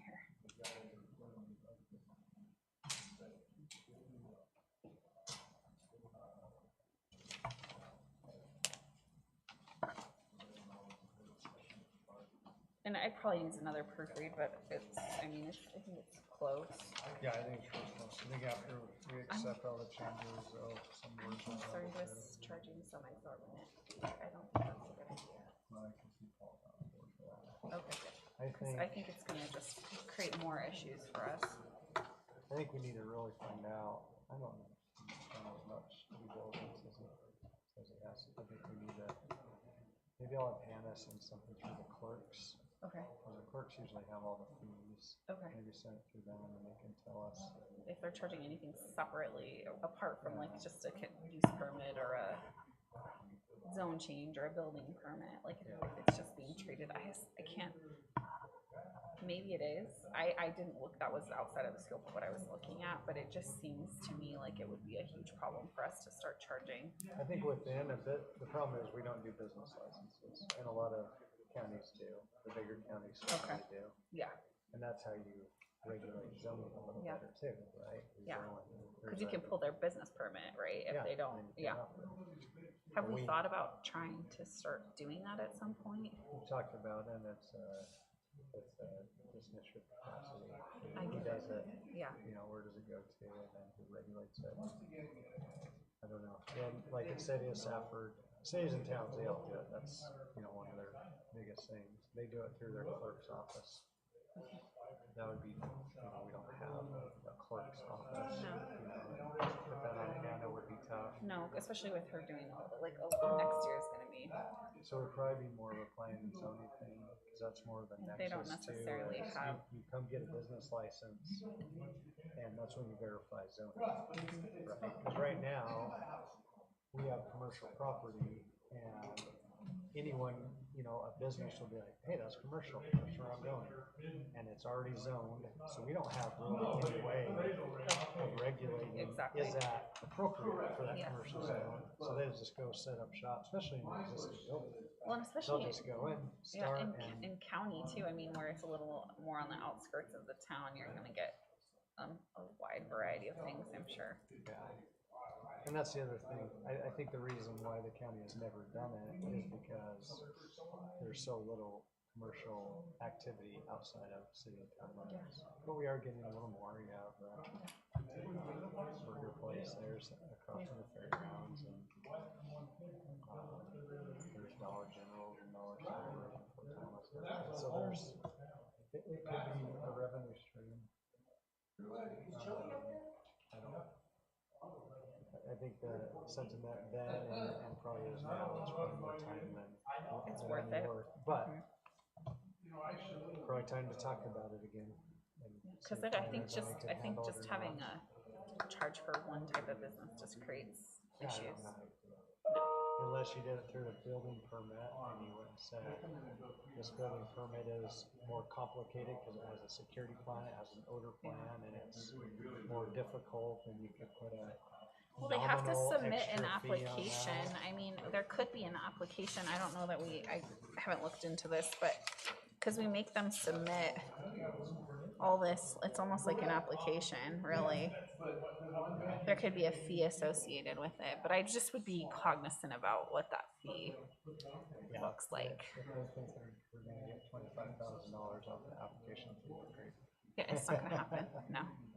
Not to mention then they'll say that it's almost like punitive and, because we're supposed to allow, if we allow a marijuana, the statute basically says, and I'm totally paraphrasing, but if we allow marijuana establishments, we can't overly regulate them to the point where they can't operate. I mean, and that statute does say that. So in terms of the testing facility, I don't think that's gonna be an issue, because if they're testing on site, that's their business, and they're gonna have to, I don't think that has anything to do with any of this. It wasn't an intelligent question. But well, sometimes those lead you though to an intelligent question that needs to be addressed, so. All right, well, I'll, I mean, I get what you were saying, but like if you're tried to use Peter here, Peter and strike him. And yeah, his seen car was getting tested different times by some kind of state agency. Doesn't test it every single day. No. That's I up think- to him. Exactly. And if his, so all of a sudden he gets a quarterly test and it failed, and then all of a sudden he has all these concrete slabs failing, that's his liability. Exactly. That's what keeps him honest. Exactly. Same thing, marijuana, this marijuana has tested whatever, deadly toxin